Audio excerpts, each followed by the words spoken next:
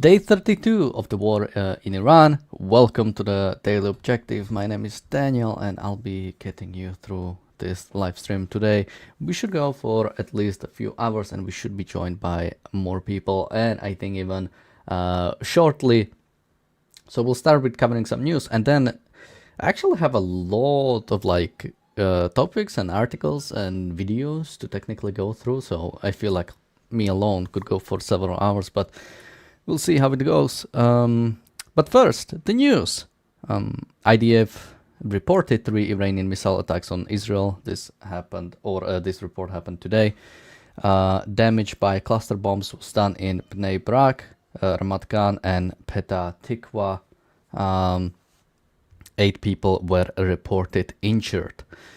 Also, and this was on the thumbnail, the US dropped bunker buster bombs on an underground ammunition depot in Isfahan. We actually have a video of that that was posted by President Trump on his Truth Social, so we'll check that out. Bonnie says there were ads, so thank you for the reminder of that, since alright, and I just turned them off, so that was just one gratis ad you got, but of course, since we had a very big super chat yesterday, and we actually kind of forgot to turn off the ads for the later part of the live stream, there will be no ads today, so you will enjoy a seamless experience of ARCUK today and of our commentary. So let's take a look on the video that was posted by Trump on Truth Social. No cookies, please. I don't think there's any sound. No. Oh my god, this website. Whoever designed Truth Social, like full screen doesn't work. Okay, full screen doesn't work, so we're not gonna do full screen. We're just gonna watch it like this. I can maybe at least wait, maybe. Nope, just doesn't work. Okay. I know full screen is a tough feature for the people behind this website. Can I at least play this video, please?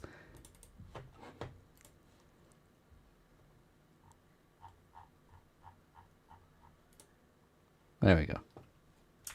I can zoom in at least a little bit.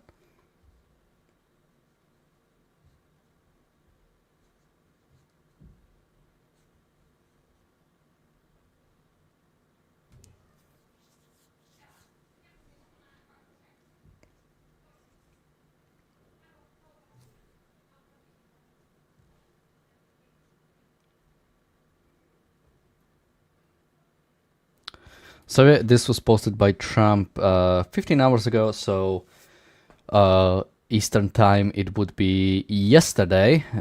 So this would have happened, well, I guess today Iranian time, or like night in Iran. So although it might have happened, well, basically between yesterday and today this has happened, and was posted by President Trump without any real context. I mean, he didn't have to say anything towards posting that, but there are reports saying that this is Isfahan. So yeah, attacks on Iran are continuing to happen. No matter what you hear in the news, or maybe from people that will check out today, we are definitely winning this war. We are producing, or we are committing an insane amount of damage on Iranian soil, as we should. Our goal should be a complete destruction of the Iranian regime, be it a nuclear Iran or non-nuclear Iran. Just a reminder, this Isfahan is well, we are not 100% sure if enriched uranium is at this location. Reportedly, or we know this, there are satellite images of before, even I believe before even the last war, there was a truck leaving with a bunch of I might even have a, yeah, I actually have a picture of that. So yeah, this was yes, this was wait, before Operation Rising Lion. Oh, right. This operation has a different name. So yeah, this was days before the 12-day war. A truck with 18 drums left the Isfahan facility, and it is, or at least it's likely, or it's possible that that meant that enriched uranium was taken from this facility, was taken somewhere else before it was attacked. So we are not 100% sure. I mean, there are different reports. Some are saying that we destroyed it. Some are saying that the enriched uranium are just inaccessible. Now, neither of those should really matter, since our goal, again, should be to have no Iran that poses any threat to the West, any threat to Israel, any threat to America, or any Western nation, or for that matter, even any of the surrounding nations, since, well, they shouldn't be our allies, but they are, and I think fundamentally we shouldn't have an America that doesn't protect its allies. Now, again, I don't think we should be allies with the Middle Eastern dictatorships, but as of now, since we even have similar goal, our goal should be to destroy the threat of Iran. Again, it's not just about being nuclear. I'm just going through the chat real quick. David Boy in the chat says, prior to the war, Tehran was experiencing a water shortage. I wonder what the present situation is like. I'm kind of wondering about that as well, because people might remember, before this war, Iran was thinking about moving its capital because of the... I'm not necessarily sure it was full-on just water shortages, but yeah, because of like how problematic the economic situation, specifically in the north was, or in the mountains, I guess. So it's probably not good, but also you have to remember, during a war, usually people are willing to sustain much more, or to be okay with much more. It's important to say that while there are Iranians that are against the regime, there are Iranians that are pro-regime, and there are probably Iranians that are willing to fight for the regime. And yeah, those would definitely be galvanized by Iran being attacked. Like, again, we could say this is obviously a defensive war from Israel and America. This is a just war. This is a proper war. But generally, dictatorships don't really care about truth or objective reality, and people who support dictatorships don't care about objective reality or truth. Somebody in the chat says they're using child soldiers now. I've seen something similar. That well, depend what you mean by child soldiers. I think I've seen, was it 16 or 14? That basically, yeah, 16 or 14-year-olds are now being used by the IRGC, by the IRGC. So that's sort of the place where we are now.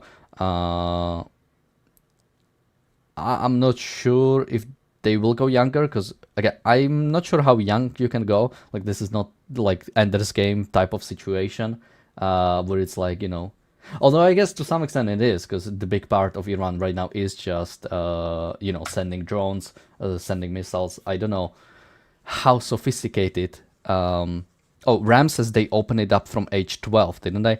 And somebody also said, I think it was 12 in some sort of activity. So there might have been more recent news, or yeah, I mean, I could definitely see that happening. Again, like I've said, Ender's Game type of situation. Yeah, Salma says, I heard 12. So it might go as low as 12, which again is, it's terrifying. Again, it's terrifying for those children. I mean, it's terrifying for even the children who are not even in military, right? To live in dictatorship, to live under this terrible regime. Somebody says during the Iraq-Iran war, they used 9-year-olds. That's definitely scary. Somebody says they used to send kids to trip mines. That's not too sophisticated. Yeah, I mean, I can understand that, but as of right now, there is no land, you know, land incursion or anything in that regard. So I'm wondering, like, what we are talking about right now is them sending drones, them sending, then like sending missiles. Now, this might be in preparation for a potential land invasion. I think I've seen a report that Israel is now looking more into land invasion and, that was about Lebanon, land incursion into the north of Litani River. That's my mistake. But I think Pentagon was giving options about a potential land invasion. So yeah, conscripting younger could just mean them, preparing for a potential land invasion from America. I still don't know how likely land incursion from America is. I'm not sure if we will see it. Again, Trump has 30 days to basically finish this war or go to Congress and ask for extension or ask for, direct, basically direct justification from Congress about what's going to really happen. Will we see that? Well, that's a question. We will maybe talk about that more.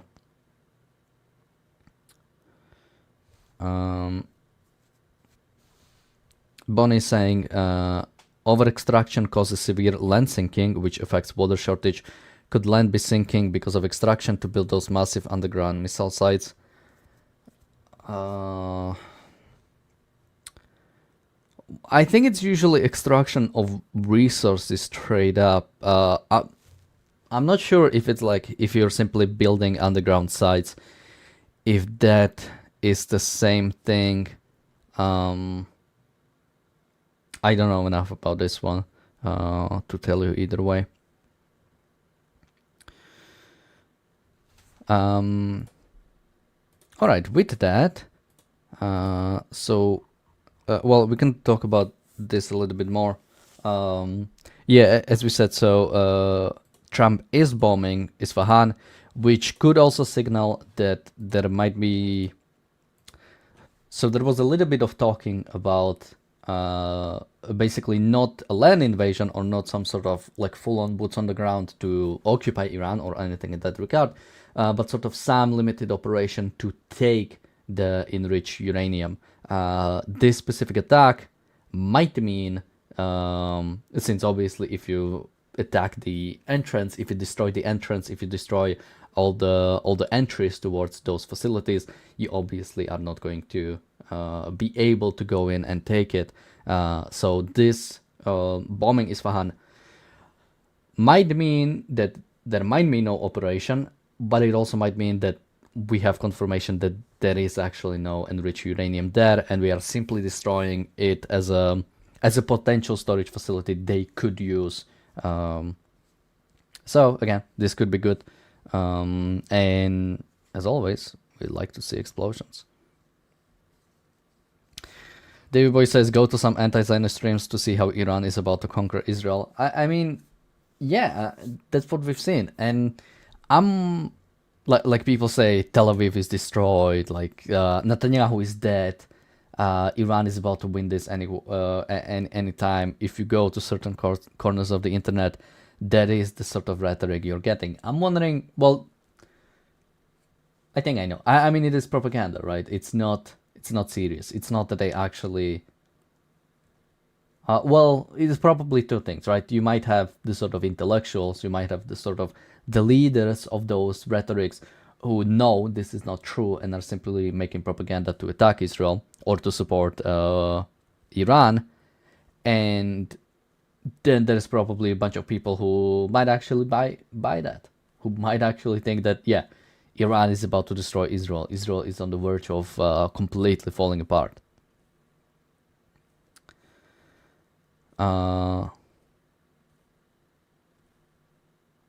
Somebody says it is more likely that the nuclear and chemical nonsense they're trying to produce is what caused this.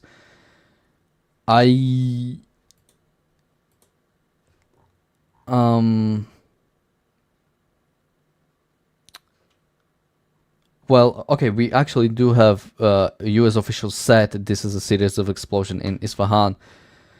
I mean, we are actually joined by ER, so maybe he will have some thoughts about this. ER, Is that behind you the AI image of Tel Aviv that is actually Exactly. destroyed, as we know? Yeah, so Tel Aviv is destroyed, and everything you see behind me is an illusion. It is a fraud. It is a poor attempt by the Israeli Hasbara propaganda machine to make it seem as if life goes on as normal in Israel right as of now. So sorry to ruin everybody's illusion here, but Tel Aviv is actually destroyed, gone. I'm currently streaming from hell.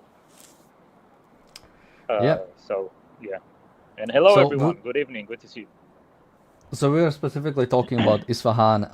I don't know if you've seen the recent explosions that were posted by Trump on Truth Social.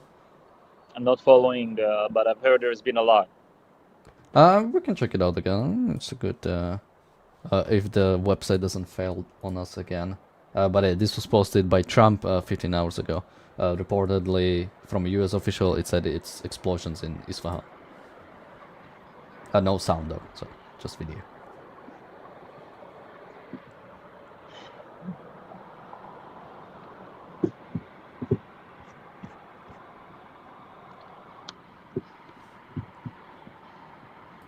So yeah, any thoughts on this one?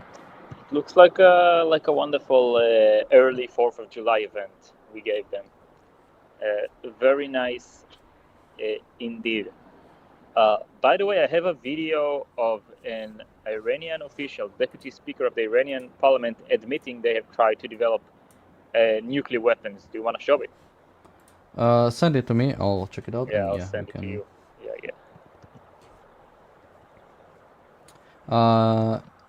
Sent. But between then, do you have any news from Israel? Anything you'd like to point out or bring up? I'm trying. Well, I've had a couple of busy days lately.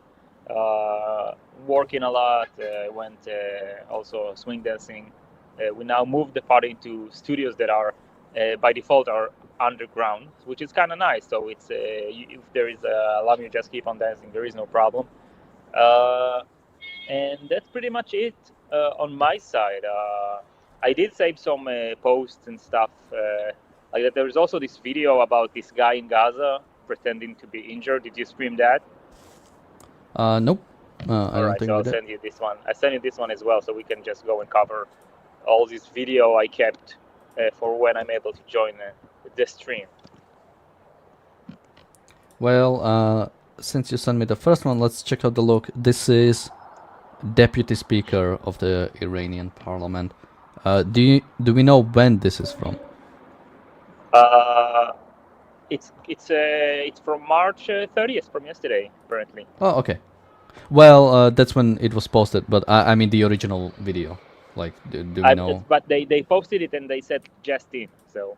Okay. Well, let's see. ببینید ما اول که وارد این فعالیت هسته‌ای شدیم واقعا هدفمون ساخت بمب بود دیگه. ما تعارف که نداریم.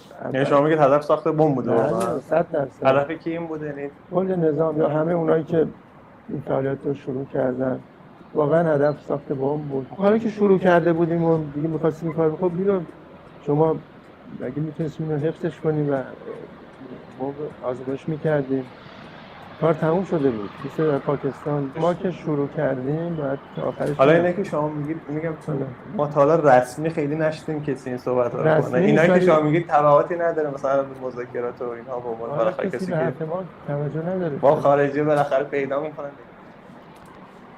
I mean, unironically, what it says is true. Nobody listens to what the Iranian officials say, right? They've been chanting that to America. It's just another evidence for what we've been saying all along. Obviously, this murderous regime has been trying to develop such weapons, I think mostly so it can, survive and keep torturing its own people and have like this defense of being a nuclear state. For example, like North Korea, or the example he mentioned, Pakistan. Nobody wants to do justice with a tyrannical regime that has nuclear weapons. And I'm also convinced they might have used such weapons against Israel as well in their attempt to annihilate the Jewish state. Yeah, I've said this. Like when it comes to Iran using nuclear weapons, I was still mainly under the impression that they wouldn't use it. I don't think it's even on the benefit, like, no matter how mystical dictatorship gets, I don't think ever you would do like a straight up nuclear holocaust. But again, Iran or nuclear Iran moves it in such a different position that I have been in the past. Because the fact is that, yeah, once a nation has nuclear arms, it's much harder to actually do something against them, especially with the fact that we are already not doing something about non-nuclear Iran. So nuclear Iran would give so many excuses to people to not ever do anything about it. I've recently watched a little bit more from Yes Prime Minister. I don't know if you ever watched the show. I have. Yeah, but there was one episode about the nuclear defense system of Britain, and sort of they were talking about how should they use it, should they not? They said, well, but the prime minister would press the red button if Britain is bombed, and it's like, well, would they? And he said what happens usually with nuclear arms, it's like it won't just be that they'll drop the nuclear weapon. It's more like and he brought up a situation with, so we still had West and East Berlin, and it's like, well, what happens, maybe there's fires in West Berlin, would you press the nuclear button then? No, he wouldn't. Well, what if let's say the fire brigade from East Berlin goes to West Berlin to like help them, would you press the button? No. Well, maybe police joins that fire brigade from East Berlin, or maybe the military comes in, to ensure order. Maybe, that police officers will be replaced by Russians in West Berlin. Would you press the button back then? And he just kept going until, well, the West Germany is now part of East Germany. Would you press the red button now? Like, would you send nuclear weapons now? And that's the thing. Like, once you get nuclear Iran, then it's going to be the question of, well, what does it take for you to actually defend yourself? And this applies to nuclear weapons and non-nuclear weapons. Like, we've seen this with Iran for like 50 years now, when until Trump, there was nothing that was done about Iran. We had a time, like, imagine saying that to somebody in, let's say, Islamic Revolution happens, and say, would you go to war with Iran when Iran is sending missiles into Israel? Like, it would be clear, everybody in America would say yes. Yet now, because it happened over a period and over sort of like a slow time, or even go even back, right? Would you go to war with Iran if they funded a terrorist organization on the border with Israel that attacked Israel? Would you go to war with Iran back then? And the answer would be yes. Yet we didn't back then.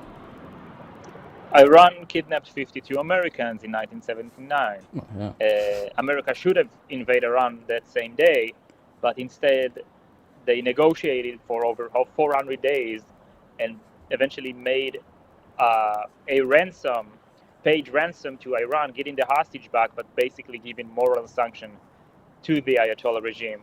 That the same moral sanction allow it to become what it is today. The United States of America had the moral obligation to end it back then, and it was the fact that it did not was an act of betrayal against the American people, and especially against the hostages themselves. And ever since, the Iranian regime is behind terror attacks, murders, attacks against American soldiers, and obviously all of these attacks against Israel by the Palestinians, the Houthis, and Hezbollah, and others. We have a super chat from Bonnie, thank you so much, and a very big super chat from Jonathan, thank you so much. Thank you. Maybe Jonathan can also join us at some point, feel free to. So you sent me this other video, which also has Hebrew text. Yeah, I can read the text. It's very simple. So basically, this is a scene in a hospital. A mother have seen videos and images of her son basically bleeding to death, and so she rushed to the hospital, and they tell her, "Oh, don't worry, he's fine. It's just propaganda. We're just making an act." And he's just like, and the kid is like removing all the bandages to show his mom is okay. So this is just another like to show the Palestinian propaganda machine.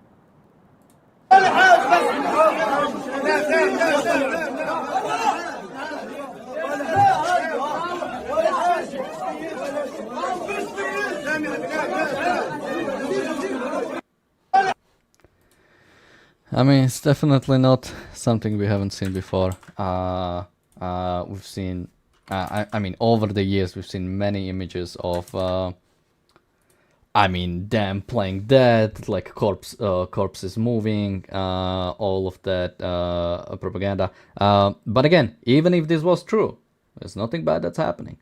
Israel is defending itself. Of course, people are gonna die in the pursuit of defense. So, fundamentally, this being true or this being not true doesn't change anything. But it shows the, I think, vile nature. This is a double backwards. People shouldn't care about people in Gaza. Like they shouldn't, give more responsibility for Israel for the deaths in Gaza, which is essentially because of their aggressive, nihilistic, deadly political movement. This is their actions and the result of their actions. But the sheer fact that they're faking casualties to cry to the West demonstrates the backwards morality of the Western world, that they even looking to consume such content. And on the other hand, Israel, that on the one hand, tying its hand behind its back, making sure there are no Palestinian casualties within the supposedly non-combatants, but even that doesn't even matter because they would just fake injury and death and get the fake tears of the West basically aimed against Israel anyway. So the bottom line is, we just need to finish the job and destroy the Palestinian political movement, and they should pay the price for it, and that's completely just. Yeah, in a sense, I mean, think of the ridiculousness of it. The enemies of America, again, Americans were kidnapped on October 7, Americans were killed on October 7. This is something that happened, and now they try to appeal to American sensibilities, the American, maybe, I think, naivete to some extent, that they are victims, despite the fact of, if you know the context, you can put this in context and you can say, well, I don't like to see people dying, but you brought this upon yourself. You started this war, and now you're acting as if that's our fault because your people are dying because we chose to defend ourselves to some extent. What is the other thing you sent me? You're muted. You're still muted. I sent you a video from Ilhan Omar criticizing Trump for going for Iran. Did you stream that in the past? No, I don't think we've seen that. So it's a pretty long video. Isn't it? The last one I sent you is 14 seconds. Did you send me two? No, this sorry. one. I sent you. So I sent you the wrong link. Sorry. Let me send you the right one.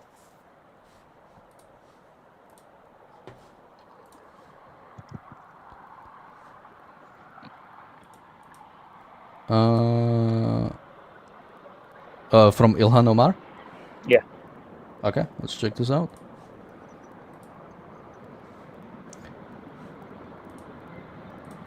And we know that what Trump calls strength is his idea of liberating women in Iran is to bomb and murder school children. Yeah, that's it. So this is how the left is viewing this war. They obviously evade the fact that this is a murderous, Islamist, tyrannical regime that murders its own people in the millions and within the 10,000s in just a few days. That this regime funds terror around the world. And yesterday on my reading group of the Ominous Parallels, I've said something based on what we read in the book, that basically those people on the left giving a blind eye to the Iranian regime. It's not as if they evade within themselves, evade the fact that this is a tyrannical, murderous regime. This is actually what they want. They want America to be like Iran. They want America not to be a capitalist free society, but a tyrannical regime, forcing people the right opinion. They think those leftists, whatever leftists think, whatever fringe idea he holds, it's the truth. And the way to bring it to existence is by brute force. Just like the Iranians are doing with Islam. So he, on his view, he might not agree with Islam. In Al-Umar, she does agree on the Islam, but the other leftists may not agree that Islam is the proper way. They think, oh, we have the proper way, which is the woke system or the reverse racism or whatever. And yeah, it should be imposed by force by the regime. And those who disagree should be killed in the millions. This is their view. And this is the reason they're giving moral sanction to Iran. It's not a thing they ignore or a bug in their system. This is a feature. This is what they want. So the way they present it as if America is free, like claiming it's freeing them, but basically want to murder them and bomb schools. This is such a lame attempt to defraud the people of the truth, and the people buying it, it's just because they want to buy it. It's just because they want America to be more like Iran. Yeah, and again, look at the. I just want to show it again. The sort of no kings, which is one of the biggest package deal movements that I've ever seen, because it includes basically anybody who dislikes Trump. So anybody from like the most reasonable like Republicans who simply don't want to support Trump for good reasons, and to like people like Ilhan Omar. Again, like what is Ayatollah Khomeini? Or now Mujtaba Khomeini, is that not a king? When the fact that that it went from Ali Khomeini to his son, like straight up hereditary succession when it comes to the supreme leader. Is supreme leader not a king just because we don't call him by that specifically? They go with the banner of no kings, but in essence they prefer the Ayatollah over the president. That's the point. That's the sheer hypocrisy and evil of their view. Yeah, and again, she goes to talk about like women's rights or whatever she brought up. And again, is that what you're fighting for? Is that why you're defending like Iranian regime? Because you care about women's rights instead of supporting? Now again, I don't think Trump is doing it from some like egalitarian, make sure women are equal in Iran, and he shouldn't. That shouldn't be the cause of this war. Our goal shouldn't be to bring individual rights into Iran. Our goal should be to eliminate the threat for us. And that's what they don't want. Like all they focus, like this is so disingenuous. Everything they they only talk about this one school. That's all that happened in this war with Iran. In 30 days or in 32 days, all that happened in Iran is America bombed school. Nothing else has happened. It's the same. Like, what is the difference between these people and the people the anti-Semites who focus on USS Liberty with like Israel? Over the period, over the history of, if we are talking about like American-Israeli alliance, we are talking about 50 plus years or so, maybe almost 60. Yeah, almost 60 years of like American-Israeli alliance. And all that happened in those years is USS Liberty. That's all that happened. And you can throw out everything else out of the window because this has happened. It's disingenuous. It's not. It's funny because since the 60s, Iran, since the Iranian Revolution, way after the Liberty incident, Iran have attacked many U.S. vessels, including killing American Navy men, and all of the Iranian apologies to attack Israel for USS Liberty, evading the fact that Iran deliberately attacks and kills America. So it's just such a how do you say it? It's the mentality of a crook. It's the mentality of like somebody who doesn't care about the truth or the facts or the context or justice, or he just wanna, he wants to win. He wants whatever he feels like to be true, and he does everything in his power to get to this direction, regardless of the facts of reality. It's sad. It's lame. It's a really poor way of living. These people are really miserable. Because think about the way they live their life and think, like full of self-deceit and basically, and they know there is such deep inside. They know they're just liars lying to themselves and to others. Such a lame way of living life. And again, it's like Iran attacks both military and civilians. And just a heads up, attacking American military also not okay. It's not more okay because they're military. A war or a military act is either right or wrong. It doesn't become right just because it's military, just because Iran, let's say now Iran is attacking civilian sites, but let's say they only attack military or something like that. It wouldn't make it okay, because again, Iran is not a legitimate country. It doesn't have a right to wage war or even to attack military, be it Israel. I mean, they don't even have a legitimate, yeah, don't have a right to exist. Yeah. This regime has no right to exist. I sent you another video. This one is like mocking guys like Tucker Carlson and Candace Owens. And yeah, the way it's they bring points in their podcasts. Well, actually, we will start with something from Tucker Carlson to bring it in a little bit. But we have a Bonnie in the chat said, I won't go to No Kings now because it's just playing into Marxist hands. I mean, I don't know how sort of united the No Kings protests are, in a sense, like how, like, are you giving sanctions? Perhaps they need a uniting figure. Yeah, I don't know. Yeah, representative. Moreover, I don't know how, like, let's say how connected No Kings rally in like whatever, like Los Angeles and then like Washington DC are. Like I don't really know how much you're like giving sanction, especially if you believe in some of the ideas of No Kings rally. Because like, yeah, the fact that Palestinians or pro-Palestinian movements are taking over at least somewhat legitimate arguments of No Kings protest is a problem. We had a similar thing sort of in Slovakia. Now, thankfully, Israeli-Palestinian conflict is not really like a major news, or like doesn't really get to. It's not like on agenda almost ever. But sometimes it happens that during protests somebody brings like a pro-Palestinian flag or like a Palestinian flag, which I hate.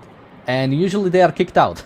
Usually they're like, hey, get the fuck out. This is about something different. Don't bring your whatever ideas here. Now, we are not as pro-Israeli and as anti-Palestinian as I would like, but at least I think some of our protests managed to keep away the pro-Palestinians, because that's the idea. They wanna bring it into everything. They wanna adopt every single issue as Palestinian issue, and they shouldn't. They don't have a monopoly on the criticism of Trump. They don't have a monopoly over deciding what's right and wrong. And I wish in a sense, since No Kings rally are sort of, I think, majority left, it's mainly on the left, I wish they were more gatekeeping about letting Palestinians in, because I think to some extent it will also hurt them, like associating way too much. I think it hurts the Democrats, their association with the far left, but maybe I'm wrong. Maybe that's their strategy, but it's very unfortunate. Alright, let's take a look. First, I wanted to check out this one. Let's listen again from Tucker Carlson about his stance on Iran. Let's check it out. Tucker, aren't we the only country allowed to make preemptive strikes? Who the hell does Iran think it is? Actually, I know you're sort of kidding, but I agree with that. I think we are the only No, country I'm not with the kidding moral at all. authority. Rather, we are. That's absolutely right. The only country with the moral authority sufficient to do that. The only country that doesn't seek hegemony in the world. I do think, I'm sure I'm the lone voice in saying this, I think Iran deserves to be annihilated. I think they're lunatics. I think they're evil. I do think we ought to assess what would happen to the price of energy were we to do that. I don't think that's a small factor. It could tank our economy. Tucker, aren't we the only... Oh, look at that. Iran has to be destroyed. Now, I'm not saying people cannot change their minds in... I think this is pretty old. Not super old. I think this is maybe like 15 years or something. This is from the post-bow tie period of Tucker. Yeah. So, again, yeah, definitely it's okay. And again, it's okay. I mean, what he said is like, it's insane how right he is. Like, yeah, we can preemptively strike because we are a legitimate country, and Iran cannot. That is generally how it is. It's interesting how Tucker changed his tune so much. Yeah, and the next video will show you how it sounds like today. Well, let's check it out. Or rather, well, people will be able to make up their opinions. The Fuhrer is not going to invade Poland. He literally signed the non-aggression pact. And I believe him. They're not going to bomb London. They can't even reach that far. 30,000 Londoners were killed. Can we verify those numbers? There's not going to be any blitz, and there's not going to be any blintzes either, because there's not going to be anyone left who knows how to make them. They're calling the Waffen SS fascists and barbaric? It's not a fact. There's no evidence, but it's been reported that Hashomer Hatzair snuck into the Reichstag and started a fire. Do Jews have a right to exist? What does that mean? I don't understand the question. What does right mean? What does to mean? What does Jew mean? I'm not trying to be a lawyer. I'm not a Jew. How many churches are there in the Warsaw Ghetto? There are no churches because they discriminate against Christians. If there were to be an attack on, I don't know, a harbor in, let's say, 2 years from now, it would definitely be the US government's fault, and they probably already know about it. It's pretty on point. By the way, people in the chat can let us know if that was too loud, because at least not loud on my side, but people can let us know how it sounds on the live stream. Yeah, I mean, I was saying this, like, imagine if the sort of rhetoric of today, like the people who say, where is there going to be independent investigation of October 7? Imagine saying that like anywhere else, like, when is this going to be independent investigation of, yeah, the Polish, the invasion of Poland or something, or the Blitz, the London attacks. Can we get a independent verification of those casualties? Like this is not even skepticism. This is, or maybe it is some like crazy amount of skepticism where you like deny reality or deny pretty much anything. What's it saying? Yeah. Well, it's been a short appearance, but I have to go now. But it's been great being here, and thank you for having me. It was great to have you on. Yeah, we'll either see you in the upcoming days or later on. Alright, so that was Iyar. Thank you, Iyar, again for joining us. And we have a few more things to go through, so... yeah, somebody says, nice green screen covering up the rubble. That's what I said when he joined. It's Israeli technology, man. It's very sophisticated. Okay, so we did this, we did this, we did this. We have a few articles, but let's do at least one. Know that. We have a short from Marco Rubio. These people are lunatics. They are insane. They are religious zealots who can never be allowed to possess a nuclear weapon because they have an apocalyptic vision of the future. And all of their neighbors know that, by the way, which is why all of their neighbors have been supportive of the efforts we're conducting. These people... So I think this was sort of posted as a quip against Marco Rubio, but I'm like, he's right. They do have a apocalyptic vision of Middle East. That's why, I mean, even the neighbors are... I mean, to some extent joining up against Iran. They have been attacked by Iran. And something has to be done about Iran. Marco Rubio knows it. I'm wondering to what extent he has Trump's ear. He should talk to him. He should definitely talk to him more. He should definitely try to get him more on his board. Because again, I guess we don't really know what is the goal. What is the goal of Trump? Is it just to get some sort of off-ramp? Is it to get some sort of a deal? I mean, where was this article? Let's do actually article. So this was posted by, or the article is by Times of Israel, but I think the original came from somewhere else. And this is a report, so take this with a grain of salt, but Trump is set to tell aides he's willing to end Iran war without reopening Hormuz. We have another super chat from Jonathan. Thank you so much. So this is terrifying.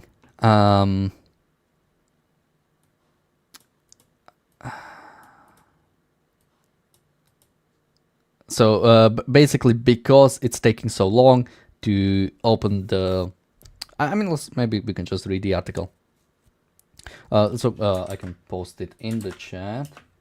This is the article on Times of Israel. US President Donald Trump reportedly told aides he is willing to end the military campaign against Iran even if the Strait of Hormuz remains largely closed and leave a complex operation to reopen it for a later date.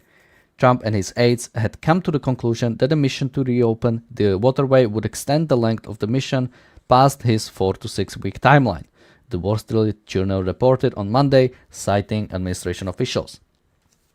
It added that he had decided to focus on battering Iran's military missiles and navy before looking to pressure Iran diplomatically to reopen the strait. Tehran had largely blocked the vital Strait of Hormuz route in retaliation for the US-Israeli attacks, pushing up global energy prices. The US national average retail price of gasoline crossed $4 a gallon for the first time in more than 3 years on Monday. Data from price tracking service GasBuddy shows as the US-Israeli war with Iran rages on. Trump on Monday touted great progress in negotiations for a deal to end the war, but warned that if a deal isn't reached and the Strait of Hormuz isn't immediately open for business, then the US would move ahead with blowing up and completely obliterating all of their electric generating plants, oil wells, and ARCUK Island, and possibly all of desalination plants, which we have purposefully not yet touched. Despite Trump's insistence that a deal would likely be reached, the US has been deploying thousands of troops to the region over the past week in preparation for a potential ground operation. Reports have suggested that the preparations for a ground operation may be an attempt to pressure Tehran into acquiescing to American terms to end the war. Further complicated efforts to end the war, New York Times reported on Monday that the US-Israeli decapitation of Iran's leadership since... the New York Times. I have a typo. The New York Times reported on Monday that the US-Israeli decapitation of Iran's leadership since the outbreak of the war has hampered Tehran's ability to make decisions. The killing of dozens of Iranian leaders also complicates Washington's efforts to negotiate with the officials in Tehran who remain, the Times reported, adding that Iran's negotiators may have little knowledge about what their government is willing to concede.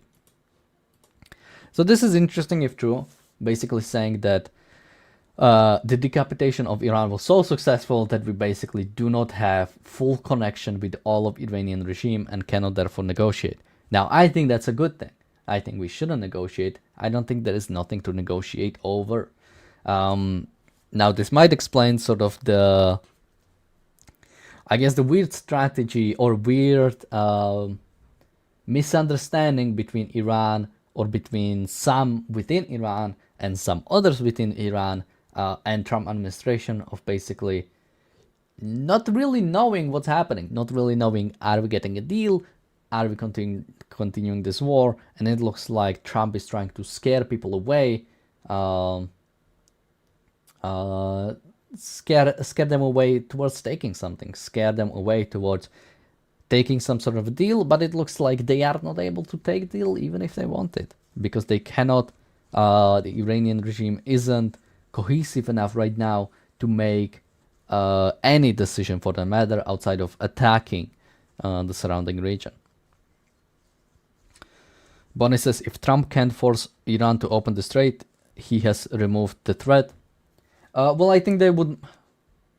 Now, I don't want to give in on this, but I think if America stopped attacking Iran and then Israel stopped attacking Iran, I think we would naturally see the opening of the Strait of Hormuz. I don't think Iran is really benefiting from having it closed. Now, maybe temporarily in the war, but let's say if America and Israel stop attacking, I think we will see the reopening of the Strait of Hormuz, which again is not a justification to end the war. Our goal shouldn't have been to simply remove or like reopen the Strait of Hormuz. The war should have been fought in a way that hopefully it wouldn't even get closed, although that might be demanding a little bit too much. So maybe, not that we can accept Iran closing it, but that we can accept it as reality of the war towards the destruction of the Iranian regime and then it naturally opening by the fact that Iran would no longer be able to have it closed. We shouldn't reopen it through a deal. We shouldn't reopen it through concessions. We should open it through military means or some takeover of the Iranian regime by somebody else, and therefore actually having somebody there able to well, somebody that wouldn't be a threat to West, or wouldn't be at least a direct threat to West right now, and then, you know, maybe do some deal with them. But again, it would have to depend on what exactly it would be.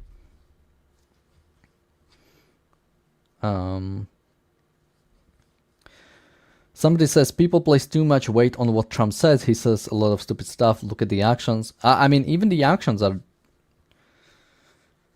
I mean, let's say you ignore... Well, I mean, it would depend, because what he says are parts of the actions, right? Like, when he says he's negotiating with Iran, is that simply something he says? Or is that something he's doing, since he is negotiating with Iran? So, I think you have to take both. And if it's a stupid stuff, well, that's him saying stupid stuff. He's either a stupid person or somebody that says stupid things, which generally makes you a stupid person, no? So I don't think you can fully separate what he says and what he does. I think you have to take those both of those things together and, you know, make your evaluation based on that. But again, if he, you know, he can say whatever he wants if he actually takes out the threat of Iran. And my camera is... let me quickly fix that. There we go. Somebody says, that's the point. Nobody knows. It's a weighing, not separation. Again, maybe I'll come around in like 2 or 3 weeks when Iranian regime is gone, or a few months when Iranian regime is gone. But if by the end of it, Iranian regime will still be in power, well, I don't care what he said. I don't care what it's supposed to be. He ended up doing the wrong thing. Somebody says, don't read New York Times. New York Times are professional liars. I think depends. Like, generally, I wouldn't see journalists again, you have to take everything at its face value. If New York Times says somebody within, you know, a source within Trump administration told us Trump told them this, I think it would be crazy if that was a lie. But again, it's Trump saying his position on something. That's what it is. Trump saying a position on something doesn't mean that's what he's gonna do, doesn't mean it's true, doesn't mean he won't change his mind. It simply is what it is, right? They report, somebody within administration, their source tells them this. That's what it is. That's what, you know, that's what reporting means, right? You're not you're not predicting future when you're like reporting something. You're simply saying what you have, and, you know, you have to make your evaluation based on that.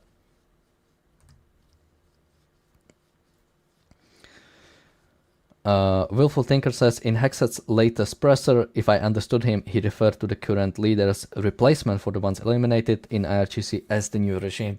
That's what also Trump has said, that basically this is new regime, that there is a new regime in Iran that is more willing, or that is better, that is more respectful, and that we will make deals with, which again is ridiculous. This is not a new regime. Now maybe it could be, maybe they got so scared away that they will never pose a threat to Israel ever again, but I would be surprised about that. And I think it's ridiculous to think that.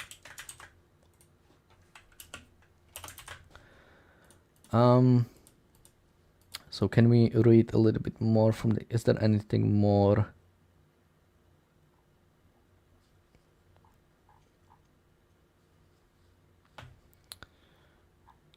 So we have a little bit from Netanyahu, which we can read up. Prime Minister says Prime Minister of Israel, Benjamin Netanyahu, says no timeline on when Iran war will end, but over half of our missions achieved. Meanwhile, Prime Minister Benjamin Netanyahu said on Monday that the war on Iran has achieved more than half of its aims, without putting a timeline on when it would end. It's quote, "It's definitely beyond the halfway point, but I don't want to put a schedule on it," end quote, Netanyahu told the conservative US broadcaster Newsmax. He added that he meant that the war was more than halfway, quote, in terms of missions, not necessarily in terms of time, end quote. Netanyahu said that the war has achieved goals including killing, quote, thousands, end of quote, of members of IRGC. Israel and the US are, quote, close to finishing Iran's arms industry, end quote, he added. Quote, just the whole industrial base, wiping out entire plants and the nuclear program itself, end quote, he said. Netanyahu also voiced confidence that the Islamic Republic would fall. Quote, I think this regime will collapse internally, but at the moment what we're doing is just degrading their military capacity, degrading their missile capacity, degrading their nuclear capacity, and also weighing them from the inside, end quote, Netanyahu said. So we are seeing, or at least Netanyahu is claiming that we are seeing successes when it comes to Iran. And I think if you look at it objectively, we are seeing great successes when it comes to Iran. And as I've said, I don't know if I want to put myself as a prediction, or I guess we can check Polymarket. What would it be? Polymarket.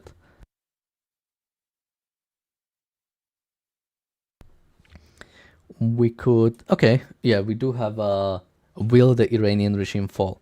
So will the Iranian regime fall before 2027 is at 33%. Before June 30th is at 14%, and before April 30th is at 6%. Before, well, today is at 1%. So obviously not going to be as big. But we are still at 1/3 chance that the Iranian regime will fall by the end of the year. Somebody's asking, what do they define as regime fall? Let me check.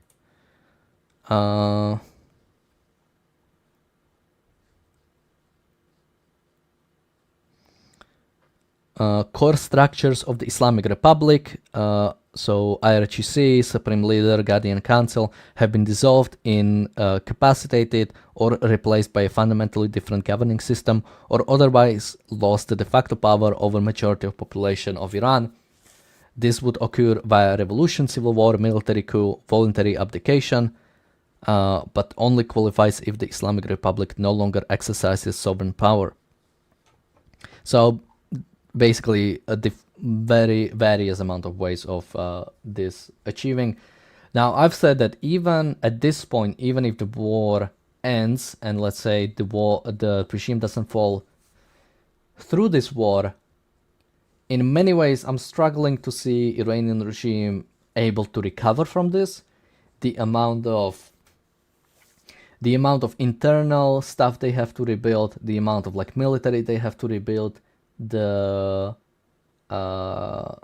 relationships they probably don't have to repair, but have to, in a sense, work with.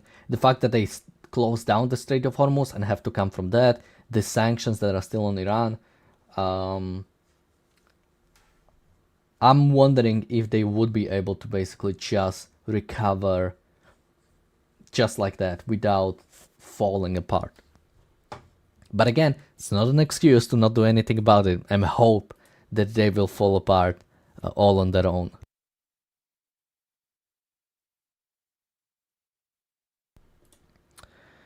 Okay, so we did this article.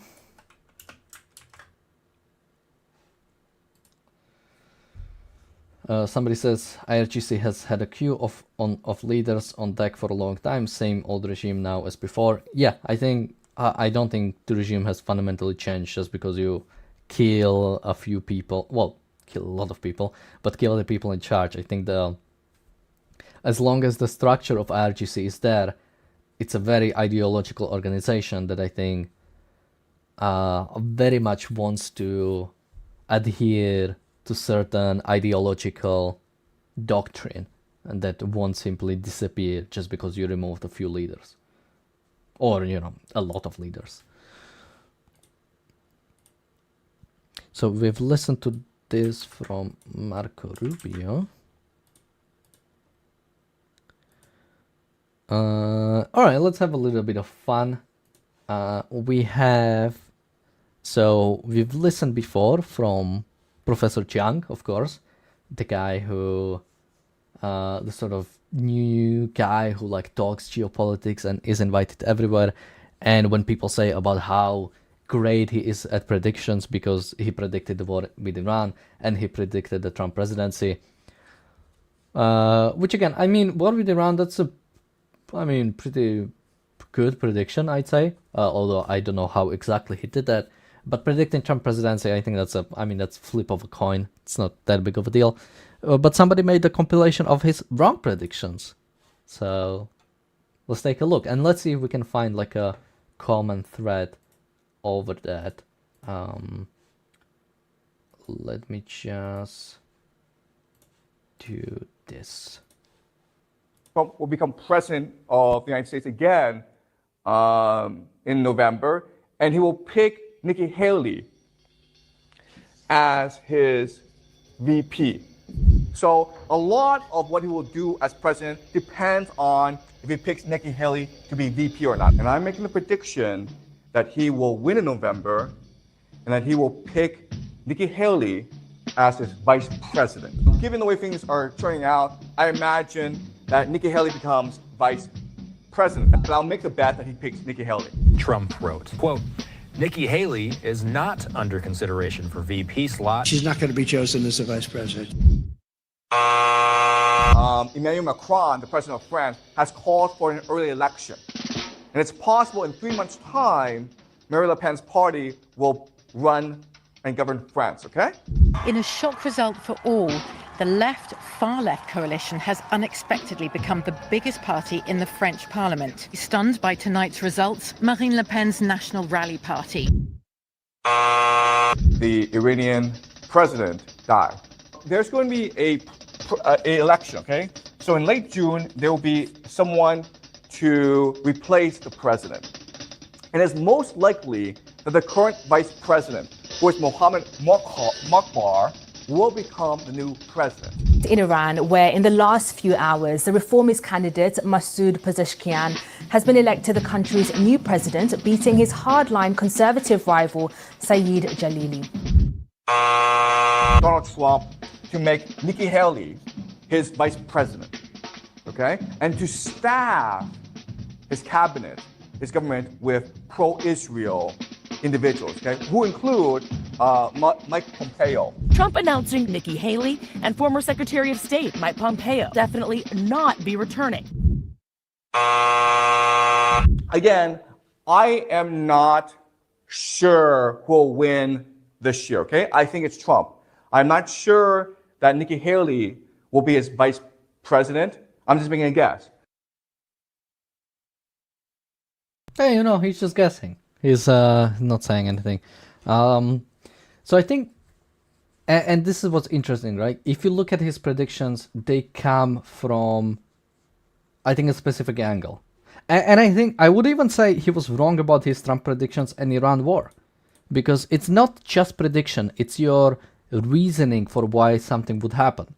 And I wish we could find like his predictions for Iran war. But what I'm seeing is he said Nikki Haley would become his VP. So sort of definitely a pro-Israeli figure, especially if you compare that with J.D. Vance. That Mike Pompeo would play a role in his administration. So again, pro-Israeli figure, right? But no, if you look at Trump's choices, J.D. Vance, what's the women's names? Who's the Tulsi Gabbard? If you look at a bunch of these choices, it's like, well, that's not really pro-Israeli because that's more on the sort of anti-Israeli or sort of people who want to oppose Israel. So when it comes to even his like Iran war prediction, well, that seems to assume that he would have this sort of hawkish presidency, right? Nikki Haley, Mike Pompeo, that he would have this hawkish presidency that would move him to war with Iran. But no, instead he got isolationist cabinet to large extent, or at least to some extent, and he still went to war with Iran. So I think that's still like a wrong prediction.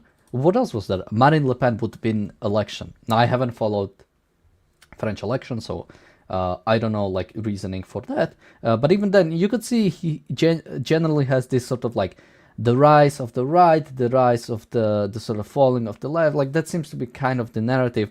But no, he was wrong on that as well. And again, it depends what your reasonings are for your predictions. So when I say, I mean, I'm trying to think back of some of my... I mean, let's say I sort of tried to predict, or at least I said that I think Iranian regime has a chance to fall even if they don't fall during this war, right? My reasoning is based on, I think the Iranian regime is so degraded that I'm not sure if it can recover.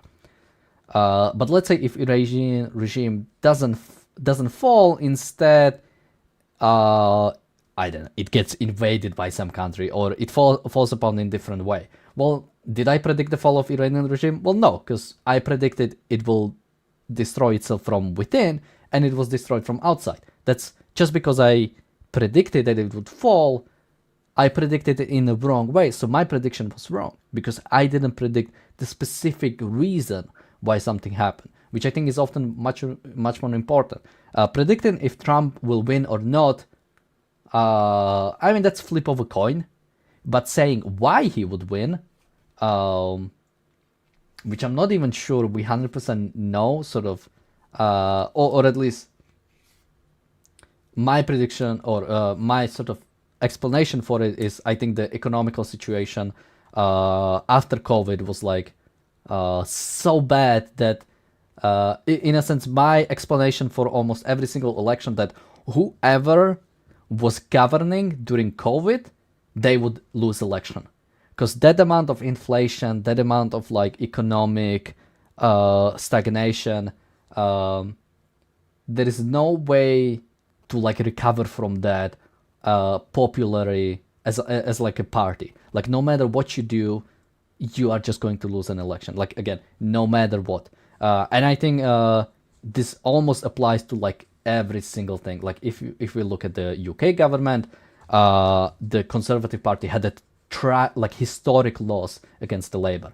If you look at America, Biden lost, or Kamala Harris lost, and Trump got it back. If you look at, my own country, we had the opposition sort of came back to power after COVID. If you look at Poland, again, the opposition came to power. If you look at Czechia, the opposition came to power. If you look at Germany, the opposition took power. So I think, even if you look at sort of like France, although their elections work a little bit different, it seems to you are able to explain a lot of sort of wins in recent years based on like the party who was ruling during COVID.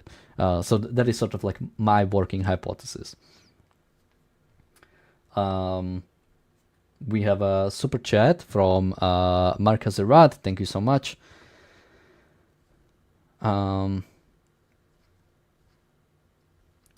Somebody says this is critical theory. Look it up and learn about it. It's full of lies. What specifically? Which part is the critical theory? But okay, this was Chunk and his wrong predictions and my explanations for why I think when it comes to his predictions, they are sort of one-dimensional. And why does he have... Wait, I just noticed this. He has WWE here. What the hell is he talking about that brought him to... Oh, okay. All right, so we did this one. Well, let's do this one because we didn't. We were supposed to do this a few days ago, but we didn't. But let's get a reminder. So, welcome to the segment, Don't Be a Retard. today coming from central Israel when somebody is recording while driving, and I think there is probably an alarm going on. Or at the very least, it doesn't look like people are out and about.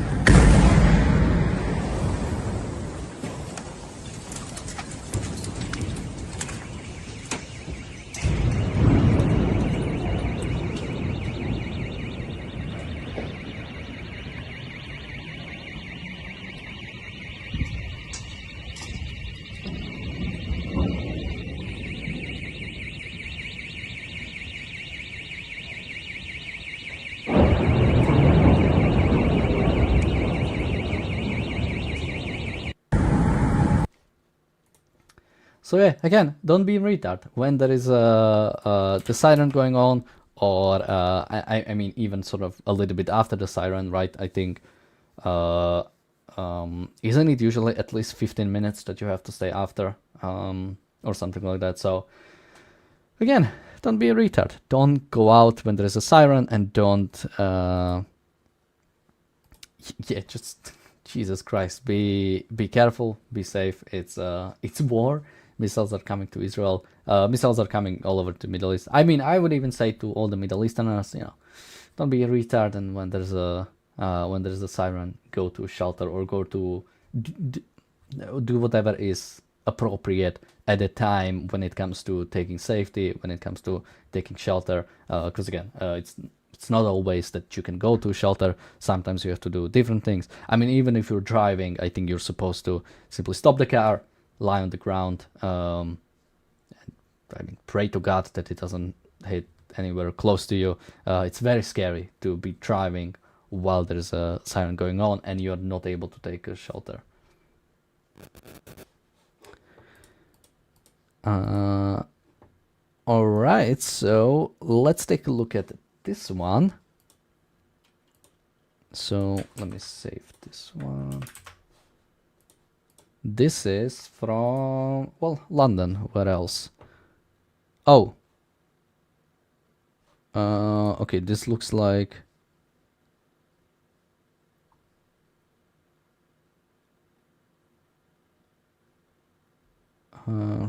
what is this?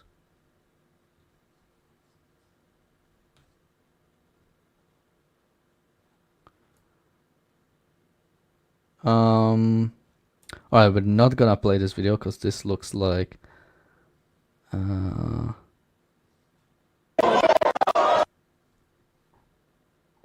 okay, never mind. We're not gonna play this video because it's about something different.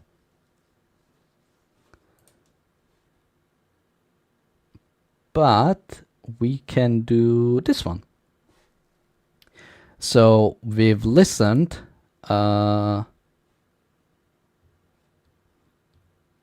we'll listen to the Green Party in the UK before, and we have, well, I'm not actually sure if this is from the Green Party, but it is from somebody who is... Zionism is freedom for everyone, and freedom for Jewish... Okay, I need to restart this. So I'm wondering what is their thoughts on Zionism, right? We need a plan to support our fellow Green members who are, or will be, struggling with the deconstruction of inherited beliefs. They will be facing very real backlash from the unelected leadership that upholds Zionism, and they risk losing connection to their community until the work of dismantling that racist ideology is done everywhere. Finally, freedom from Zionism is freedom for everyone, and freedom for Jewish people too. And the belief that Israel is the one true home of Jewish Brits is nonsense. It's not. This country is your home. We are your home, and we are your people, and we will keep each other safe. We must act on our failures and together make them right, to rebuild the trust that has been broken. So, vote in favor of the motion, because Zionism is racism, and if we really want to change the world, We must start by changing ourselves. Good night. This is like scary stuff, right? Like British Jews don't go to Israel, don't go to the one place where you are at least somewhat safe from anti-Semitism. Again, we are talking about a place where that is getting bombed, and that is ironically probably one of the safest places for Jews, because that's actually shield from anti-Semitism. Unlike being a British Jew, where you might get attacked on the street, your synagogue might get bombed, you might get your Jewish event might get attacked because of the amount of anti-Semitism, because of the amount of hatred that is also coming from the Green Party. This attack on Zionism, which again is simply belief in the state of Israel, belief in the existence of the state of Israel, that again is doing nothing wrong, or nothing wrong in sense of nothing unordinarily, unfortunately even Western states do violate some individual rights of their citizen. But again, that's what the Green Party wants. The Green Party wants to violate more rights of your citizens. Like, again, what does she mean when she says Britain is safe for Jewish people? Well, it's not safe if you want to have a business. They wanna... I say the Green Party wants to like nationalize everything, and it sounds like I'm exaggerating. I'm making a joke, like, you capitalists, you think the leftists take over and they will nationalize everything. They will nationalize every single thing.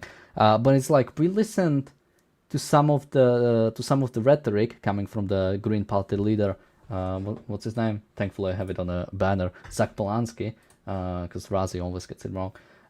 We listened to him, and he's like, renationalize the water companies, nationalize this, nationalize this, nationalize this, rent controls. So the Britain will not be safe if you are a Jewish person that wants to own a business, apparently, that wants to live their life in the way they desire. It's not going to be safe. They will take your stuff straight up. Not even because you're Jewish, but because you're human, because you are an individual that dares to have their own business, that dares to try to better their life. The Greens want to take over that because they know the best what is good. They know what you should do with your property. They will decide what is the right thing to do when it comes to your property.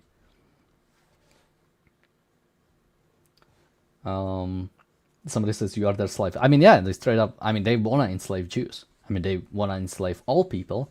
But yeah, Britain will not be a safe place for Jews when the Greens take over. And not even just from their socialism. Even from the amount of acceptance for Hamas, the amount of acceptance for anti-Semitism, the amount of acceptance for Jewish violence or anti-Jewish violence. Okay, we did this one. Maybe we'll take a look at Piers Morgan now. Well, okay, there is this one that I wanted to watch.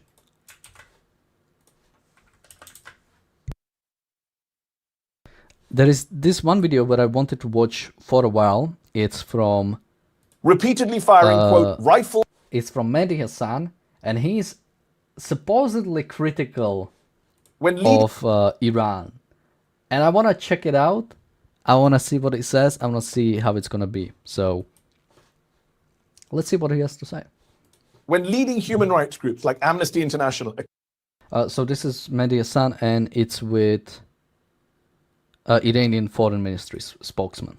Accuse your government of, quote, massacring protesters when they say they have reviewed, and I'm quoting here, verified videos and eyewitness accounts of, quote, security forces positioned on the streets and on the rooftops of buildings, including houses, mosques, and police stations, repeatedly firing, quote, rifles and shotguns loaded with metal pellets at protesters, frequently targeting their heads and torsos. When Amnesty, no friend of the US or Israeli governments, when Amnesty says that, Dr. Bagai, why should we believe your government and not Amnesty? Why should we believe Amnesty and not because they've Iran? documented the evidence. That's a hell of an answer.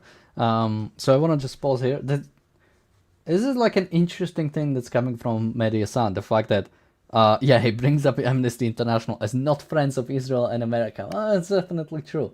And it looks like they are trying to be critical of Iran, which, I would say I commend it, but I actually don't, because, again, they produced so many lies about Israel, so many bad things about Israel that I think it would be, hypocritical. I think it would be unjust for me to now use Amnesty International as a tool against Iran. Well, Amnesty International says Iran did this. Well, I don't have any legitimate beliefs in Amnesty to, even with something like this. I don't think they are a legitimate organization, so I'm not gonna take this. I'm not gonna deny the existence of it just because they say. I think Iran still did terrible violence against its people, but not because Amnesty says so. You're saying you don't even have the numbers. They've provided evidence, verified videos and eyewitness accounts. Yeah. You can simply see many of those so-called evidence and videos being provided to them by Israel and United States sources. It's not. They haven't been provided by Israel. Israel, in fact, criticizes Amnesty the same way you do. I've interviewed Israeli officials, and they accuse Amnesty of fake evidence. You sound, I'm sorry to say, like an Israeli official denying what happened in Gaza. No. These are eyewitness accounts, doctors' accounts, videos. You compare Iran's peaceful protest to Gaza? Come on. No, I'm comparing your response, denying a human rights group report. I'm not quoting the US or Israeli governments. I agree with you. The US and Israeli governments are not reliable when it comes to Iran. I'm quoting an independent human rights group. I'm not sure they are independent. Otherwise, they would have come and tell the stories of many innocent Iranians that have been killed during the past 27 days. They didn't. Okay. So what I'm saying that, in all honesty, I said the government, the president office, published the names of those who were killed during this protest. And we were transparent to say that they were killed by whom. We said that 2,400 of them were regarded as martyrs because they were killed either by the gunmen, they were either the police officers or the innocent bystanders. Many, and you can say that, yes, 600 of them were either the infiltrators or those gunmen. But what about the eyewitness accounts of people being brought into hospitals, heads and faces shot full of pellets by Iranian security forces? Human Rights Watch have documented that. Amnesty International have documented that. Multiple media outfits. You're saying all these eyewitnesses are lying. It's all fake. I'm not saying all of them are lies. I have to see them. And I'm sure that our authorities are taking care of every report that has been produced implicating our security forces. This is such a good tactic to say, well, I haven't seen those reports, I cannot comment on them before I see them. I'm wondering what is the goal of Mehdi Hassan with something like this. I mean, maybe he wants to see themselves, look, I criticize Iran when they do bad things and I criticize Israel when they do bad things.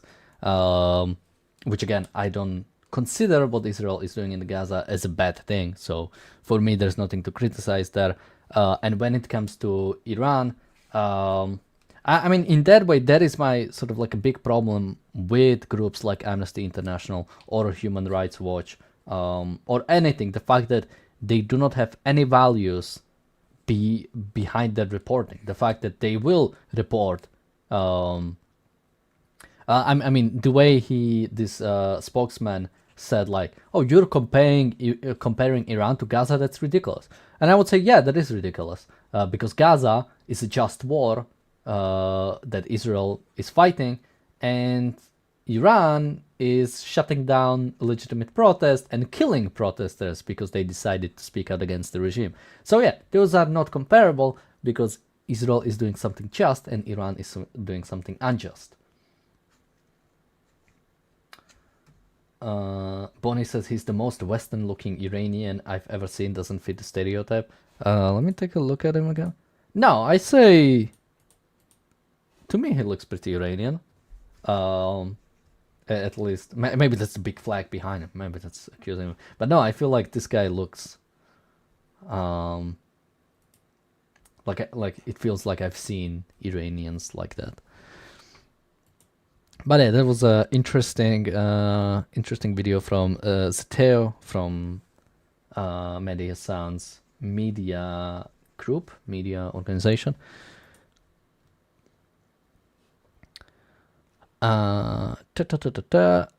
We have, okay, I'm actually just going through the old catalog I had finally for a long time that I wasn't able to. So Bonnie says maybe it's his clothes.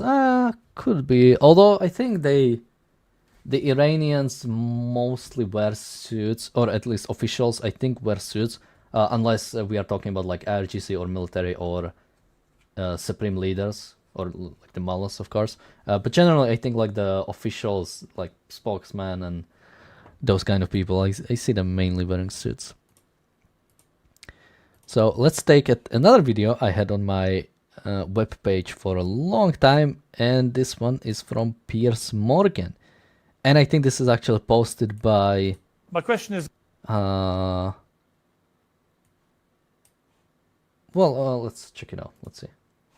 My question is this: why are you so quick to condemn the IDF for their atrocities as you see it, but so reluctant to condemn the same kind of atrocities from Hamas or Hezbollah or the Houthis? What's the difference? Atrocities are atrocities. They should all be condemned, shouldn't they? Lebanon, as a Lebanese person, under the situation I'm in, to condemn resistance to a brutal supremacist settler colony is like asking an Austrian Jew in the 1940s to condemn resistance to Nazi Germany because atrocities. That's all I'm hearing from you, because my entire life, my family has been subjected to constant aggression and war crimes by Israel, because since its existence and founding in this region as a settler colony, a Jewish settler colony implanted in this region, and in a region that's not majority Jewish, so it has to commit constant ethnic cleansing and demographic engineering to exist as a ethno-state, not a normal country, a settler colony ethno-state. Just constant aggression and torture and rape and land theft against my people. They've currently displaced over 1 million in Lebanon, and they're saying they can't return. You have Israeli finance minister Bezalel Smotrich saying they're going to annex southern Lebanon, depopulate it of Lebanese, and replace. Oh, I will cover the other. Jesus, she said so much. Okay, so Piers Morgan was just asking the same question. I need to learn how to do accents so I can imitate Piers Morgan. He's saying, well, you condemn IDF, but you don't condemn the Palestinians or Iran or Hezbollah or whatever. And she says, well, you know, it's like condemning the Nazi resistance. Really? Is it? Is it the same thing? She goes into history saying that Israel is a settler colony, or a settlers colony, settlers, whatever, and that there's been aggression from Israel ever since. By the way, just a reminder, in 1948, Lebanon joined the Arab war against Israel. I'm wondering what the Lebanon or Lebanese would do with northern Israel after, if they manage to actually occupy it, if they manage to get to Tel Aviv or get to trying to remember a city in the north, but I cannot. There's one city that I'm thinking of. Am I remembering it correctly? I don't want to embarrass myself, so I'm gonna quickly look up Google Maps. Let's see. But yeah, Haifa. Okay, I was thinking of Haifa. Yeah, they get to Haifa or something. What would Israelis or Jewish be able to stay inside of Israel, or inside of Palestine, whatever, if they took over? Is that what would happen, or would they be kicked out, or would they be slaughtered? Would they be genocided by Lebanon? So she goes crying about, Israel is actually defending itself. Israel is actually going into Lebanon and doing what is necessary, because she, or rather her government, refused to do anything about Hezbollah. She talks about Hezbollah as it's some kind of resistance, and yes, it is. It is resistance to civilization. It is resistance to the existence of the State of Israel. Somebody says that they're just salty because they lose every war, just like the rest. I mean, yeah, they failed to wipe out the State of Israel. They failed to wipe out the Jews several times in a row. And they keep trying to do so, to get rid of it, to destroy the State of Israel. And thankfully, Israel is strong enough to actually not allow it to happen, which I'm sure she would be happy about. Let's finish the clip. People they've currently displaced over 1 million in Lebanon, and they're saying they can't return. You have Israeli finance minister Bezalel Smotrich saying they're going to annex southern Lebanon, depopulate it of Lebanese, and replace it with Jewish settlers, just like they've done in the West Bank. You're asking me. Well, here's the condemn... difference. The difference between me and you is I am very happy to publicly condemn Smotrich and Ben-Gvir. I think they're a pair of right-wing headbangers who. Oh, he condemns them. Who are doing Israel a massive disservice every time they open their mouths. Yeah, Piers Morgan thinks if you are a Jew who wants to survive, you're kind of screwing it up for the rest of the Jews. You're kind of screwing up for the rest of the Israelis who would rather die, who would rather, not fight a war for existence, not fight against Hezbollah that is on its border and attacking Israel every time since its existence. I mean, that is why Hezbollah exists. It exists to resist Israel by taking over Lebanon. And this Lebanese, or I assume she's Lebanese, at least the way she talks.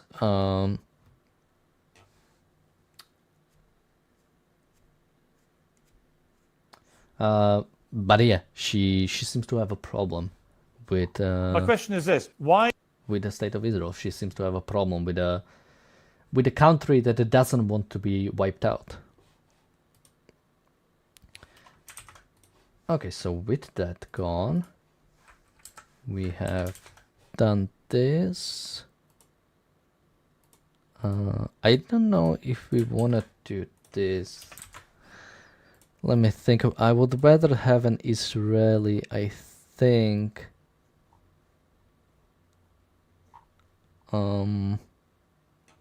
Although this is older, it would be good to have an Israeli to talk about this. Well, let's check it out. Maybe Israelis in the chat can let me know more, or maybe we can bring it up again with some other Israelis when they join. But let's take a look at this one. These were supposed to be the last seconds of Wafa's life. Instead, it was the beginning of a prison sentence. This is the moment she pressed the button to explode her suicide belt, and the detonator failed. But staying alive has only made her more determined to blow herself up. I will carry my explosive belt once again. June 2005, Wafa tried to cross into Israel from Gaza with a bomb, ready to sacrifice her own life to kill Israelis at a local hospital. She knew the hospital well, as doctors there once treated her. I brought with me the video of when you were going to blow yourself up, when you were caught. How do you feel watching this now? Hard to watch? I am very proud of this. I hope time will come and I will live again the moments in which I was tasting and smelling paradise. Wafa was sentenced to 12 years in jail, but now is home in Gaza, part of a prisoner exchange. Over the past 2 months, Israel released 1,000 Palestinian militants in return for one captured Israeli soldier. She leaves her house every day heading for university to train, of all things, to become a journalist. But her hope is to leave a far different legacy. Sorry, this was story from 2000. Well, it would be 2011. I'm trying to remember. Yeah, 2011. That's when Gilad Shalit deal happened. So this would be sometime after that, maybe 2011, 2012. So again, imagine that, right? You're a suicide bomber. You're a female suicide bomber. So I don't know what do Do like the suicide, like female suicide bombers get 72 virgins? Is that like I don't know, which fandom am I going to attack now? Is it like Magic the Gathering conference or something? Like that's what we're talking about. But whatever. So yeah, again, the more serious things. Imagine being this woman trying to go blow up a hospital as a suicide bomber. You failed at it. You failed to detonate. You get arrested because of it. You go to jail, apparently for just 12 years. Go to prison rather, for 12 years. You get released early, about, I think it would be like, yeah, about half the sentence early. You go back to Gaza, and what do you say? God, I cannot wait to go and blow up Jews again.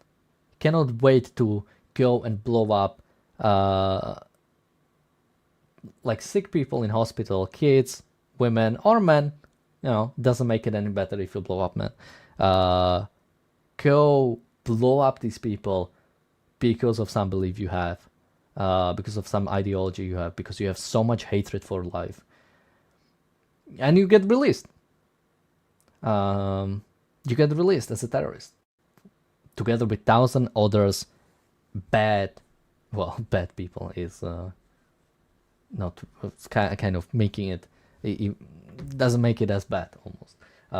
But terrible people. And you managed to go back into Gaza. You managed to go to school. Imagine putting that on a resume. Imagine being able to actually have that on a resume and get out. Hey, I failed as, like, imagine failing at being a suicide bomber and somehow still getting into university.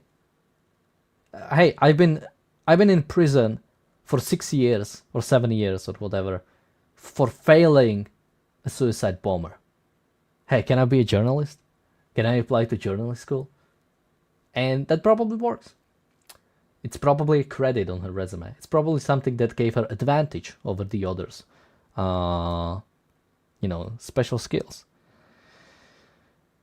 And she would like to do it again, even when she straight up asked. She straight up asked, what do you think about this video where you failed at being a suicide bomber? And she's proud. She's proud of that. How can you make peace with that, with those people? With culture that makes that possible. Like, it would be one thing if she was just a crazy person, because that's what happens usually in Israel, right? If you are somebody who kills a prime minister, go to jail for the rest of your life, and you will probably be condemned by every single person, even the people who didn't like the prime minister, as it should be. If somebody decides to deal with violence, they are condemned. But Palestinians, they are celebrated, because that's the way, that's the Palestinian way. That's how Palestinians deal with things. We have another big super chat from Jonathan. Thank you so much. So yeah, I'll save this one just in case there are any Israelis that will join me at some point, and I would like to ask them about it.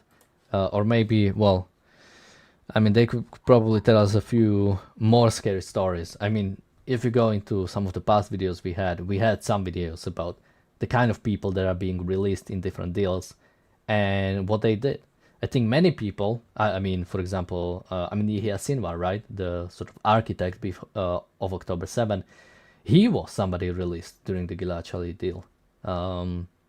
These terrorists get released and they go and commit terrorism again.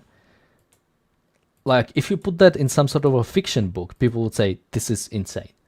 This is, like, I know you're writing fiction, but this is too insane to believe that somebody would release terrorists that try to kill everybody, then they tried to kill everybody again, they were arrested again, and they were released again from trying to kill everybody. That's third chance. I'm not sure if it's going to be a third chance that is going to produce anything better from these people. I actually do have anybody better from these people. What do you mean, you people? Oh, it's you people, it's not these people. Never mind.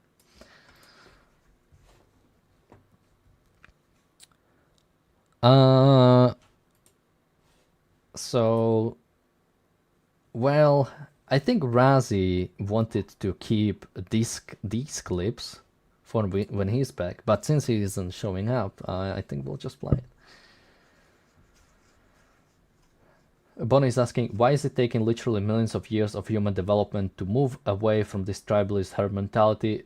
I wouldn't say millions of years. I think human development goes back less than 10,000 years, I believe. I mean, we're talking about, I think maybe even like 6 to 7,000 years or so, when we are talking about like actual human civilizations, when we are talking about like first, whatever, like Mesopotamia or Indus River Valley civilization or the first Chinese civilization. I think we are going back like 6 to 7,000 years back, which again I think that's when like actual human development starts. Like, yeah, technically the sort of Homo sapiens is here,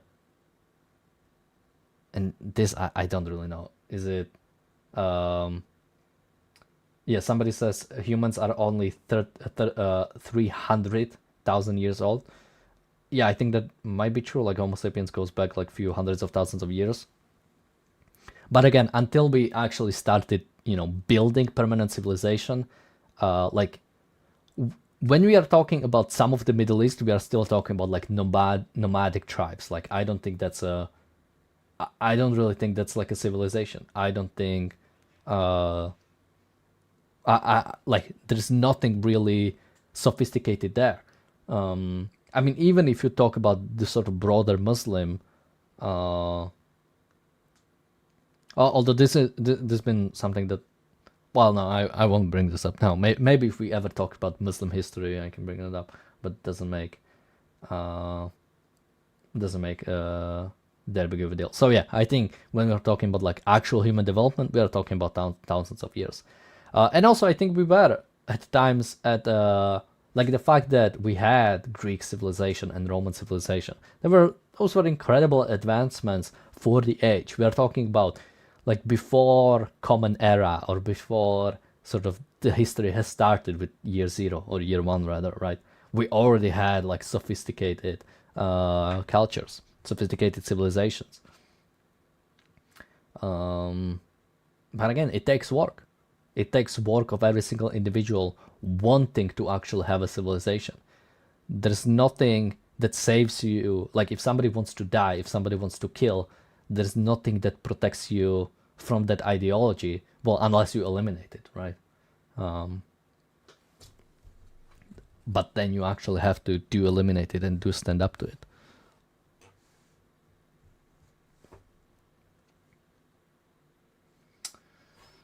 Somebody says Frank thinks art is only 6,000 years old. Well, that's that's kind of the Christian thing.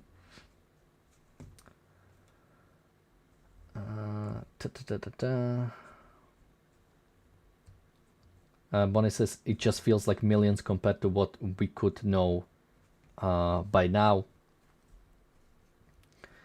I mean, again, I don't think there's any, like, it is free will. There is no automatic knowledge. There is no reason why society should advance outside of people choosing to have it advance. That's why, I mean, there were the Dark Ages, right? There were hundreds of years of, like, no sort of real development. It took, I mean, even if you take, Industrial Revolution, that was a great amount of advancement. But again, it has to be chosen. It wasn't just natural extension. Like if you go to any science, it's not automatic. It's somebody chose to do something. If you look at biology or evolutionary biology, right? It's not, it just happened. No, Darwin decided, hey, I want to go travel the world and learn about things and develop a theory about it, develop hypothesis, develop a theory, develop things about this. And, he did that. That was the guy. We had Newton, who had certain ideas in physics. We had people individuals who wanted to learn about something, who wanted to build something, and that's when progress happens. It's not automatic. Okay, so now people are arguing how old the earth is. Somebody says Torah doesn't say 6,000 years. I'm wondering, because I don't even know where people get the. I mean, I've never read Bible or anything, so I don't know where the 6,000 years even comes from. If there is like an actual, well, I guess no, I do know, because technically we have like, you know, we had Adam and Eve, and we had their offsprings, and we had their offsprings, and we had their offsprings. Like we have a lot of we have like the people, we get to Noah, and then we have like his children, right? So we have like all that. So I think maybe based on that you can calculate it, if I had to guess. So maybe it doesn't say explicitly 6,000 years, but you can like guess it from that.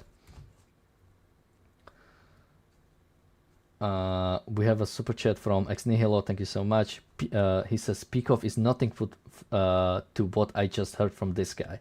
I mean, if you are comparing me to Leonard Peekov, I mean, I'm definitely, that's a nice thing to hear, but I wouldn't put myself at the level of Leonard Peekov. But maybe you meant somebody else. But thank you, Eknil, for a very big super chat. Thank you so much.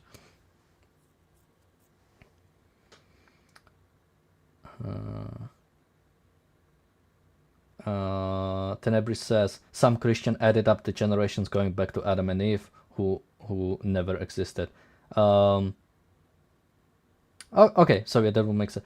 Is Adam and Eve only like a Christian thing, or because I thought that is, I don't know. I would have to read the Bible. I would have to read Torah and like the Old Testament and New Testament to actually know about these things, because I don't know where these things come from. But is Adam and Eve only Christian thing, or is it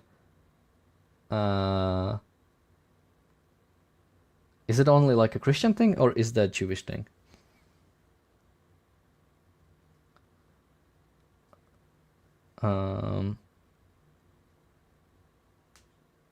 Yap says there's a whole Jewish calendar based on this idea. Okay, which idea? All right, that's a conversation we can have maybe if James ever joins, or he might. He said he might join today, but okay. Tenebris says they are in Judaism but symbolize mankind and motherhood. Okay. So I think what you're saying is like, well, I don't know how it is. I don't know. Maybe there are some Christians who believe like, yeah, that like Adam and Eve were like actual people, and this is how like the world was created, and maybe in Judaism it is believed that this is just like symbolic. It's not an actual, like, this is what happened. Yeah, Wilford Tinker says Adam is in the Old Testament. Yeah, that's what I assumed so, but again, the only thing I know from like Bible is whatever, when I used to go to sermons, whatever was read, and usually it's not read in order. Usually just something is picked from it.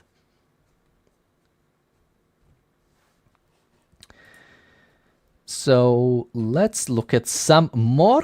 Wait, what is this? Let's look at more of the New Democratic Party in Canada and more things they had to say during that.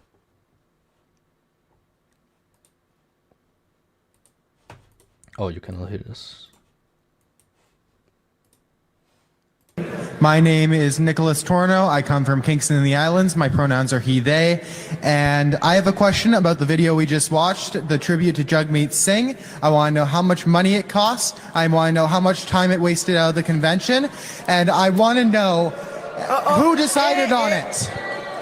S'il vous plaît. Hi, Thatcher Ethan from Scarborough North. Rising on a personal point of privilege, that comment that was just made is absolutely unacceptable. I'm in my house of party where I belong as a racialized person, and we paid a tribute that is incredibly fitting for an incredible leader. And that comment is so harmful in this space.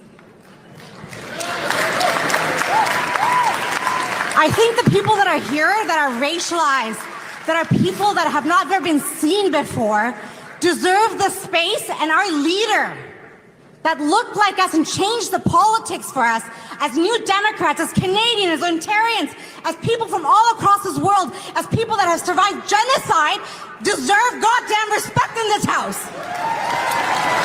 Thank you, delegate. All right. So this was again, this was from the New Democratic Party convention. But apparently some guy, well, he said he, they, so. Okay, can anybody tell, when people say their pronouns are he, they, or she, they, what does that actually mean?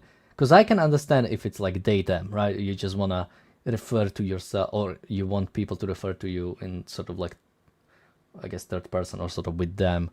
But what does it mean to say he, they? Does it mean like you don't care? Like it can be either or? Like it could be, but wouldn't you say my pronouns are he, him, or they, them? Wouldn't you say it like, I don't know what means he, they. I'm gonna ask ChatGPT on this, but I don't know.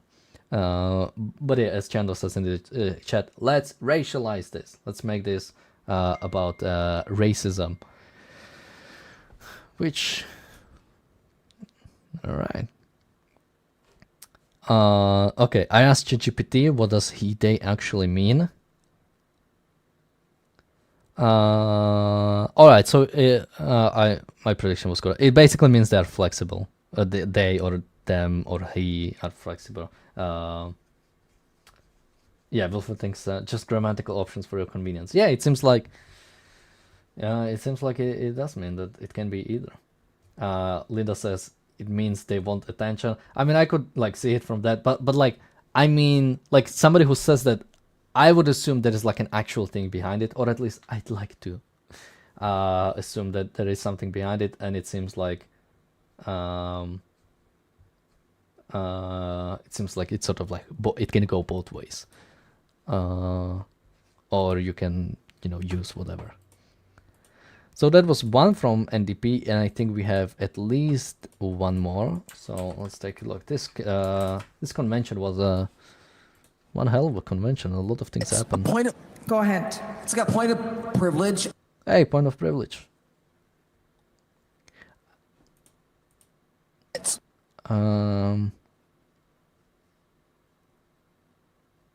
Okay, let's take a look. Go ahead. It's got point of privilege. The microphones seem really low today. It's hard to hear everyone at the mic. Between the background noise and the volume in here with the microphones, it's really hard to hear.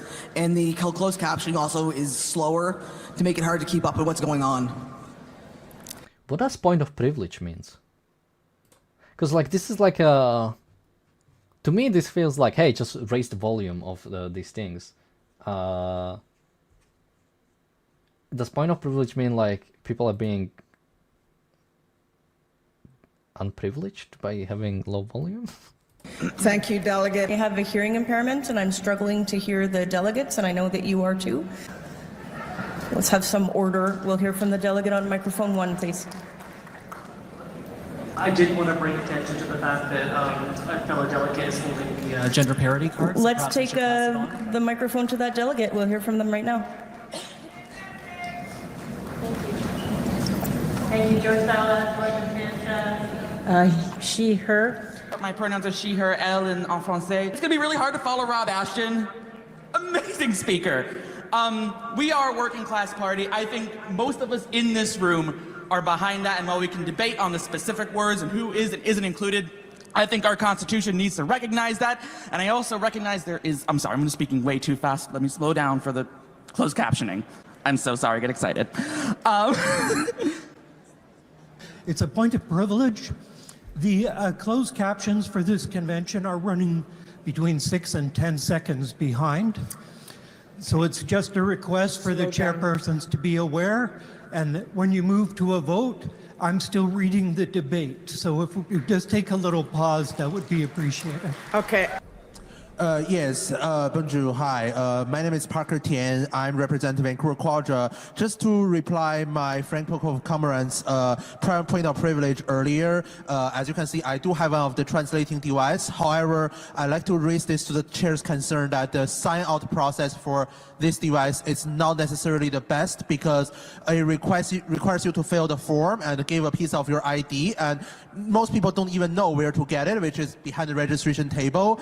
And also, like, they don't have enough pens when we're there, so there was a very long line up. Also, for the device itself, because it's using infrared technology, you have to kind of like position it so it can receive the signal. All right. Chen says, because some people might be deaf, so she's acknowledging that even if she can't hear, she's privileged. Oh, is point of privilege like I'm saying I'm privileged? Like, oh, I thought point of privilege means like, you know, I don't want to disprivilege some other people. But does point of privilege mean like, I know I have a privilege because I can hear, but like I cannot hear because like it's too little sound. But you know, no disrespect to the deaf folks out there. Somebody says my fellow gays are so fucking annoying. I mean, I don't think this is just like a gay thing. This is I mean, this is some leftist thing. This is some intersectional thing. Like everything has to be intersectional, right? Everything has to be about the identity, but the identity only has to do with like inherent things, or well, with some inherent things within you, right? Because technically the gender identity is not intrinsic. It's Jen says, yeah, I guess they're pointing out privilege. Maybe that's we have a super chat from Roland. Thank you so much. He says, hi everyone, my name is Roland and my currencies are USD and CHF. Thank you so much. Swiss francs rather, and US dollars. Well, let's ask ChatGPT. What does point of privilege?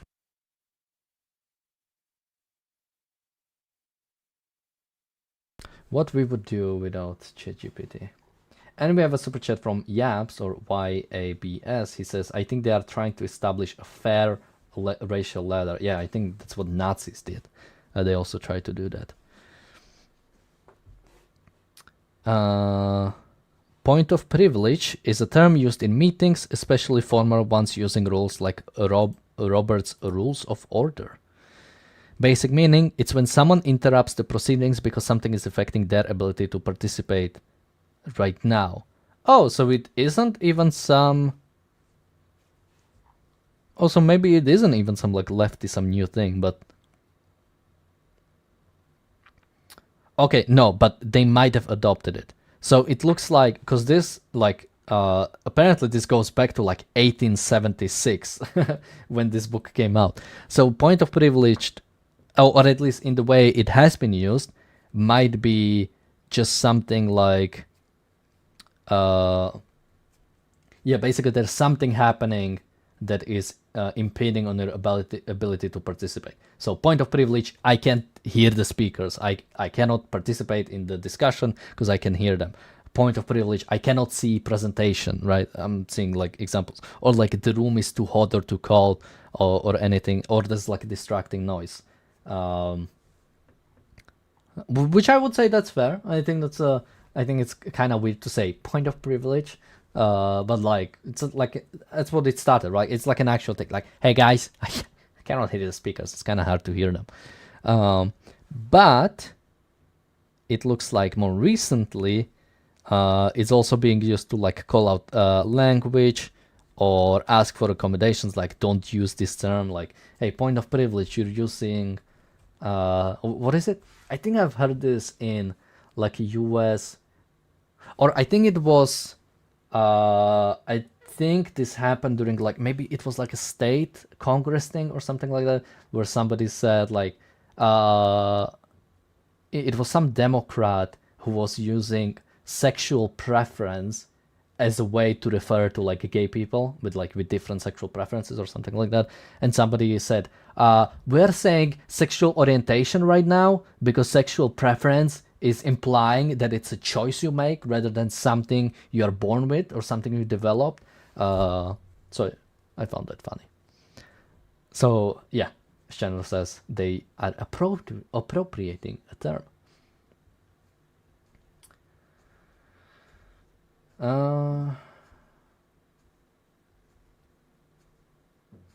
Somebody's channel says, so then the argument would be that because someone is misgendering, I can no longer follow along.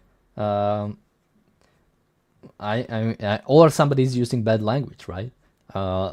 Basically anything that, well, I think the original, you know, when it was made in like 1876 by a US Army officer, I would say in that time it was probably a bit more objective. I'm gonna go on a limb here. But yeah, I think it's probably used in a different way right now. Or by these people. Or by you people. What do you mean, you people? What do you mean, you people? So that's this one. And we're gonna finish up the NDP segment. Well, this is technically not NDP. This is from the Green Party again. Yes, okay, let's do this one. So I've just spent my whole day at the Green Party conference where hours were wasted on a system that wasn't working and clear votes of no confidence being pushed through by Zionists that had to keep being heard in order to stop our motion, Zionism is racism, from being heard. It is absolutely disgraceful and undemocratic. We cannot be allowing Zionists to stop even the debate. If they're so confident that Zionism is not racism, then why will they not allow the debate? And we know what the answer is to that question. We know what the answer is. Palestinians are being genocided. That genocide has been exported now to Lebanon, along with the genocidal war in Iran. And all of our institutions have been undertaken. They are destroying our civil liberties, undermining our democracy on behalf of a state that is deliberately killing children, journalists, and health workers. We need to unite against this. We cannot allow this to continue. As I said, if they are so confident that Zionism is not racism, then why the hell will they not allow the debate? That is a question everyone should be asking themselves. I'm absolutely disgusted. And I just want to share my love and solidarity to Lubna, having to hear her cry as she couldn't make the argument as to why we should recognize that the ideology that underpins Israel that is responsible for exterminating her people could not be heard.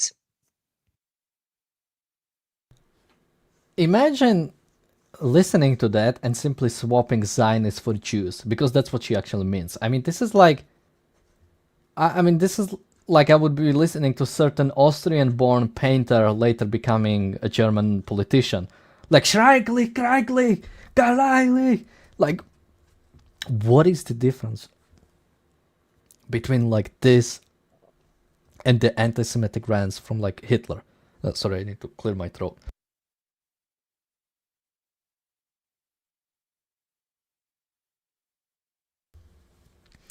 Like, she goes on about the Jews. About the Zionists. She goes on about how they are like taking over the British economy. They are directing the banks. What else? They are apparently they are taking over the Green Party. The Zionists are so strong they are taking over the Green Party. They are not letting it hear about the Zionism is racism. It's insane the amount of. Again, anti-Zionism is like anti-Semitism.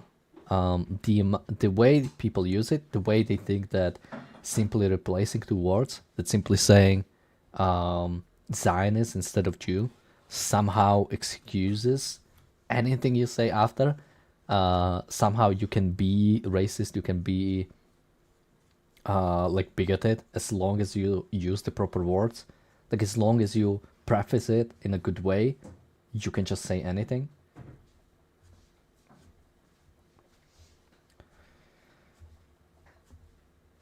Somebody says, did she go to Gaza and see it for herself, and she won't talk about Muslims in China? She's covering up the real genocide. I mean, again, it's not about it. It's not about what's actually happening. David Boy says, is she going to next mention the 109 countries? I wouldn't be surprised. 109 countries kicked out their Zionists. Maybe there's something we should do there. Somebody's asking, the title of video isn't clear, any developments? Well, that's actually a good idea to go check on the news. I mean, we did developments toward the start of the live stream. Mainly, I mean, the main development was that something happened in the Isfahan. Is it Isfahan or it's Isfahan, right? Yeah, Isfahan, with a facility that might have some of the enriched uranium. Trump posted on Truth Social. We talked about that. But let me check if there are any more recent developments.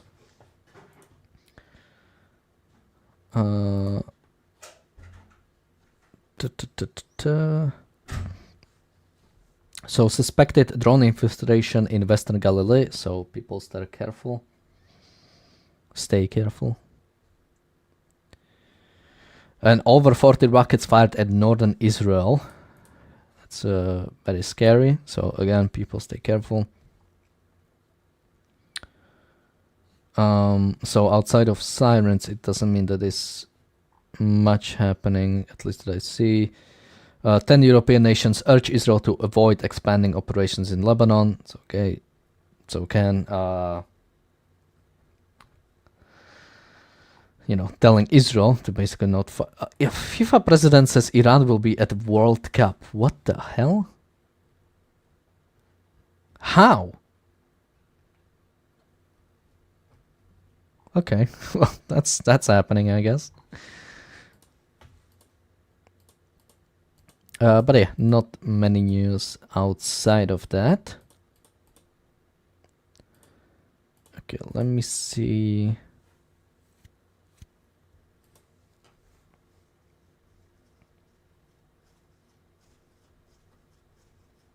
Oh, somebody says it's a joke about Canadian politician Ma denying the Uyghur genocide, saying, did you see it yourself? Okay, I missed that. That's crazy. Like, somebody's... Like, obviously, probably journalists are not allowed to go into Uyghur camps. Or they might be allowed only specifically to do... I mean, technically, because, even with, like, the Holocaust, right? Red Cross was allowed to visit one of the facilities... Oh, I shouldn't say facilities. One of the camps that the Jews were held in, but it was specifically, it was like a model colony, right? It was supposed to be, they showed the one that was there specifically to make propaganda, specifically to make people believe that, no, this is just a nice little area for Jews, and they are all living very nicely. Somebody... is that the name of the specific camp?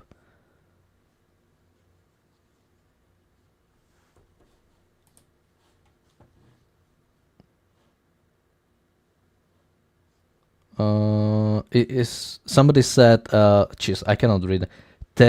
Theresienstadt.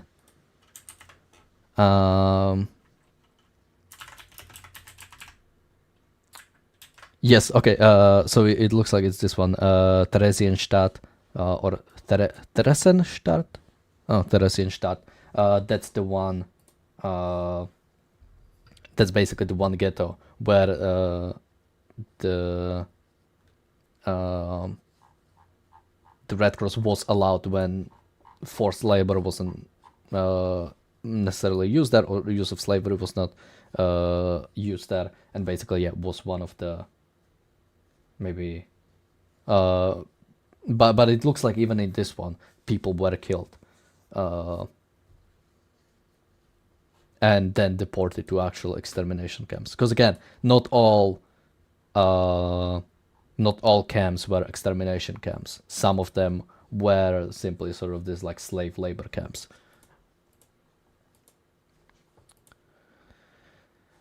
All right, I think we will start. Somebody says, I think it changed, but early on it was Potemkin camp. Okay. Let's take a look at Candace Owens. We haven't heard from her in a while.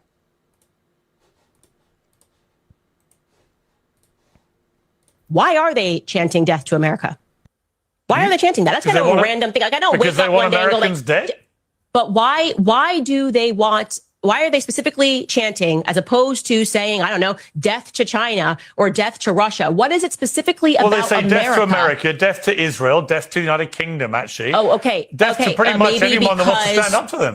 Could have had something to do with our actions in the Middle East is why I'm saying that we need a change in foreign policy. It maybe has something to do with just like killing 1 million Iraqi civilians, okay, because Bibi Netanyahu got on a congressional stage and said there are weapons of mass destruction, and we took that to the bank, and there actually were no weapons of mass destruction, so we just killed 1 million. It could have something, I could be crazy, it could have something to do with our actions in the Middle East. The fact that we have 2,000 troops stationed in Syria right now under the guise of saying that we're fighting ISIS, while at the same time we know that Bibi Netanyahu funded the Al-Qaeda adjacent front because he wanted to overthrow Syria, and they again expand their borders, immediately take on territory and sell us absolute nonsense. We're talking about funding Hamas. Bibi Netanyahu funded Hamas. There is footage of Bibi Netanyahu saying this stuff on camera. So it's just so ridiculous.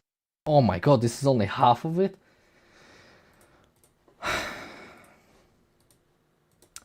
So I know Iran...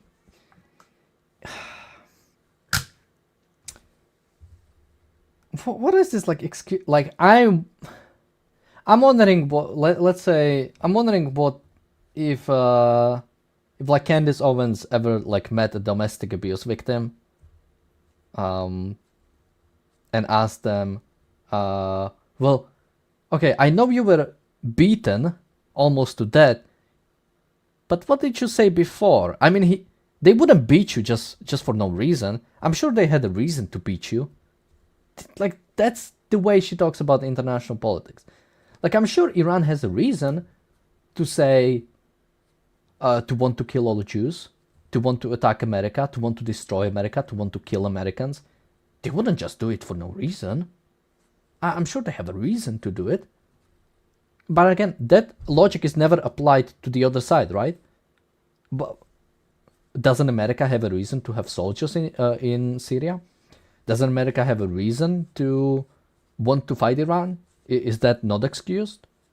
Or can we only excuse the Iranian atrocities? We can only find justification for the Iranian dictatorship, for the Iranian and Syrian and Iraqi atrocities. We can find explanations for those. They only do it because they had no other choice. But we do it because we are disgusting evil. And because of the disgusting Jews.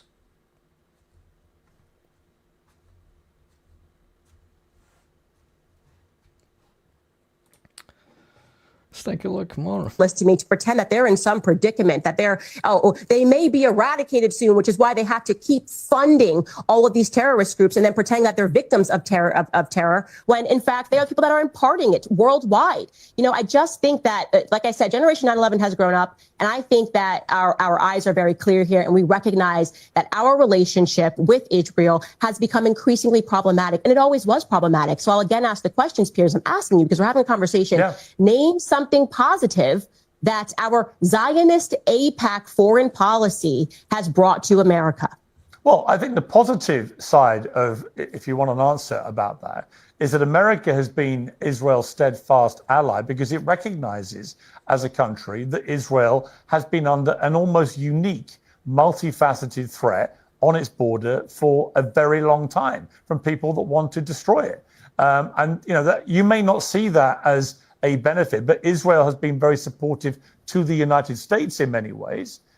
Why are they chanting death to America? Oh, I wish we had a answer from Candace back there. You know, Piers Morgan sort of tries to. I mean, it's back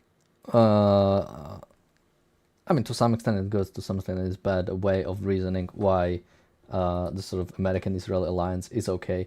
But they share values, and they share goals, they share enemies, and, well, I think most fundamentally they share values. They're both Western, they're both respecting of individual rights, and they get a lot from the together cooperation. Israel gets a lot of arms, American-made arms, and America gets a lot of intel and a lot of ideas about those weapons and how to use them, how to make them better. So I think the relationship is mutually beneficial and should be mutually beneficial. America shouldn't sacrifice itself for Israel. It should work with Israel because it is to the benefit of it, which I believe so.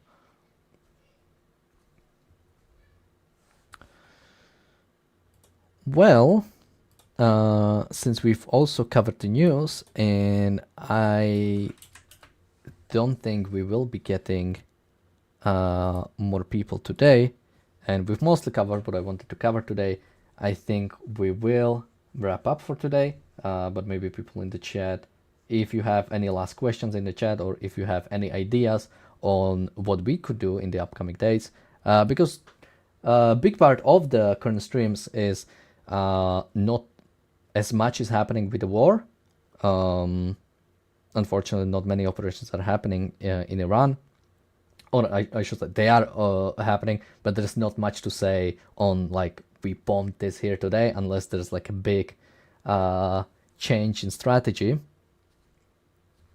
Shmujo says, "Oh no, I just got here." Well, let's see if we can.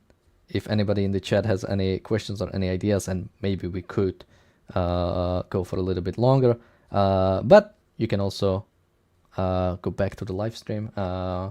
Since today was a little bit shorter, so I think you can even watch it at once. We had Yar Reichel a little bit back, so you can also check that out. Somebody says, do a psychological evaluation of Candace Owens. I don't think I'm ready for that, and I don't think I'm qualified for that. And I think I don't think she's crazy. I think she's smart, she's intelligent, she knows what she's doing, and it's very scary what she's doing.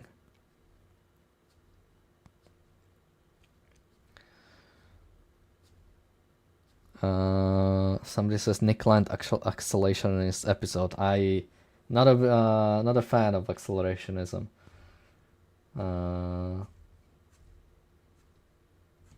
Somebody says more blue hairs, they're entertaining, whereas the things and chunks are insufferable. Of course! It always cuts out the start of the sound. Somebody says she's psychotic. I mean, in a sense, I hope not, because like if she is, then there is nothing to talk about, really. Like similarly to, I mean, when Kanye West or Ye situation happened, where he's like actually bipolar, we like stop talking about him, right? It's if somebody is like actually mentally ill and is doing like crazy things because of it, I don't know what you can really say to it, right? Like you cannot engage with somebody who's not in touch with reality. I think you can talk about something who's refusing to be in touch with reality. But yeah, if somebody is straight up crazy, there's not as much to talk about. Somebody says, I would like more explanation of objectivist views. I mean, generally, to get better overview, I would say just go read Ayn Rand. Either, just read The Fountainhead, read the fiction, read the Atlas Shrugged, and then go to, I'm looking at my books, go to, start with probably The Virtue of Selfishness to get ethics. If you are interested specifically in politics, I would check out the Capitalism, the Unknown Ideal. Yeah, somebody says check out James Valiant's lectures on ARCUK. Yes, we have. I think we've covered most of Ayn Rand's essays, and that to large part that has been done by Alejandro and James Valiant. So I would recommend checking out that. We have a whole playlist. So it's something like discussing Ayn Rand's essays playlist. Just search for that either on the channel or on YouTube, and you should be able to find that playlist, which I would recommend. And if you have specific questions about objectivism, I'll give my best to answer it. But again, I'm not a spokesperson for the philosophy. I align with the philosophy, and I try to live by it to my best abilities to understand it, and try to implement it with sort of my own personal philosophy, which sort of, I think every person has their own philosophy, or sort of, I mean, mainly their sort of like sense of life, their things they automatically go for, which they can change or inform by an actual explicit philosophy, which I try to do. Bonnie is asking, how do you explain talking about Trump then if someone is straight up crazy? He's not crazy though. That's the thing. Like, he is, I mean, he is Trump, but he's not like, he's not out of touch of reality outside of his own volition. Like, to the extent he is out of touch with the reality, it's of his own choice. So I think that is something to talk about.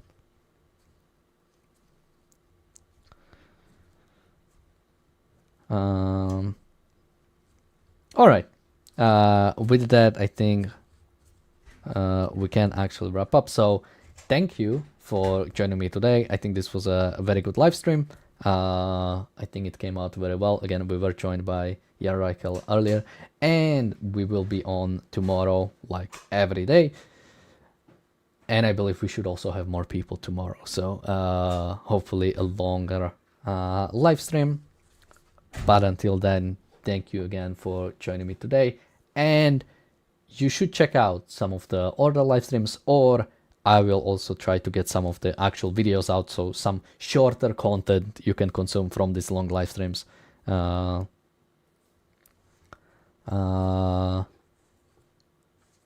just quickly, Bonnie says, I seriously think he's irrational since he goes by whim, not reason. Again, crazy and irrational are not the same thing. You can be irrational of your own choice. Like, that's a choice you make. Being crazy means like you're actually like mentally there's something not wrong with you. You're not able to fully be cohesive, to fully be in focus, to fully be volitional even to some extent. So it's a difference. So again, crazy and irrational are not the same thing. But with that, thank you again for joining me today. We will be back tomorrow, and until then, bye bye.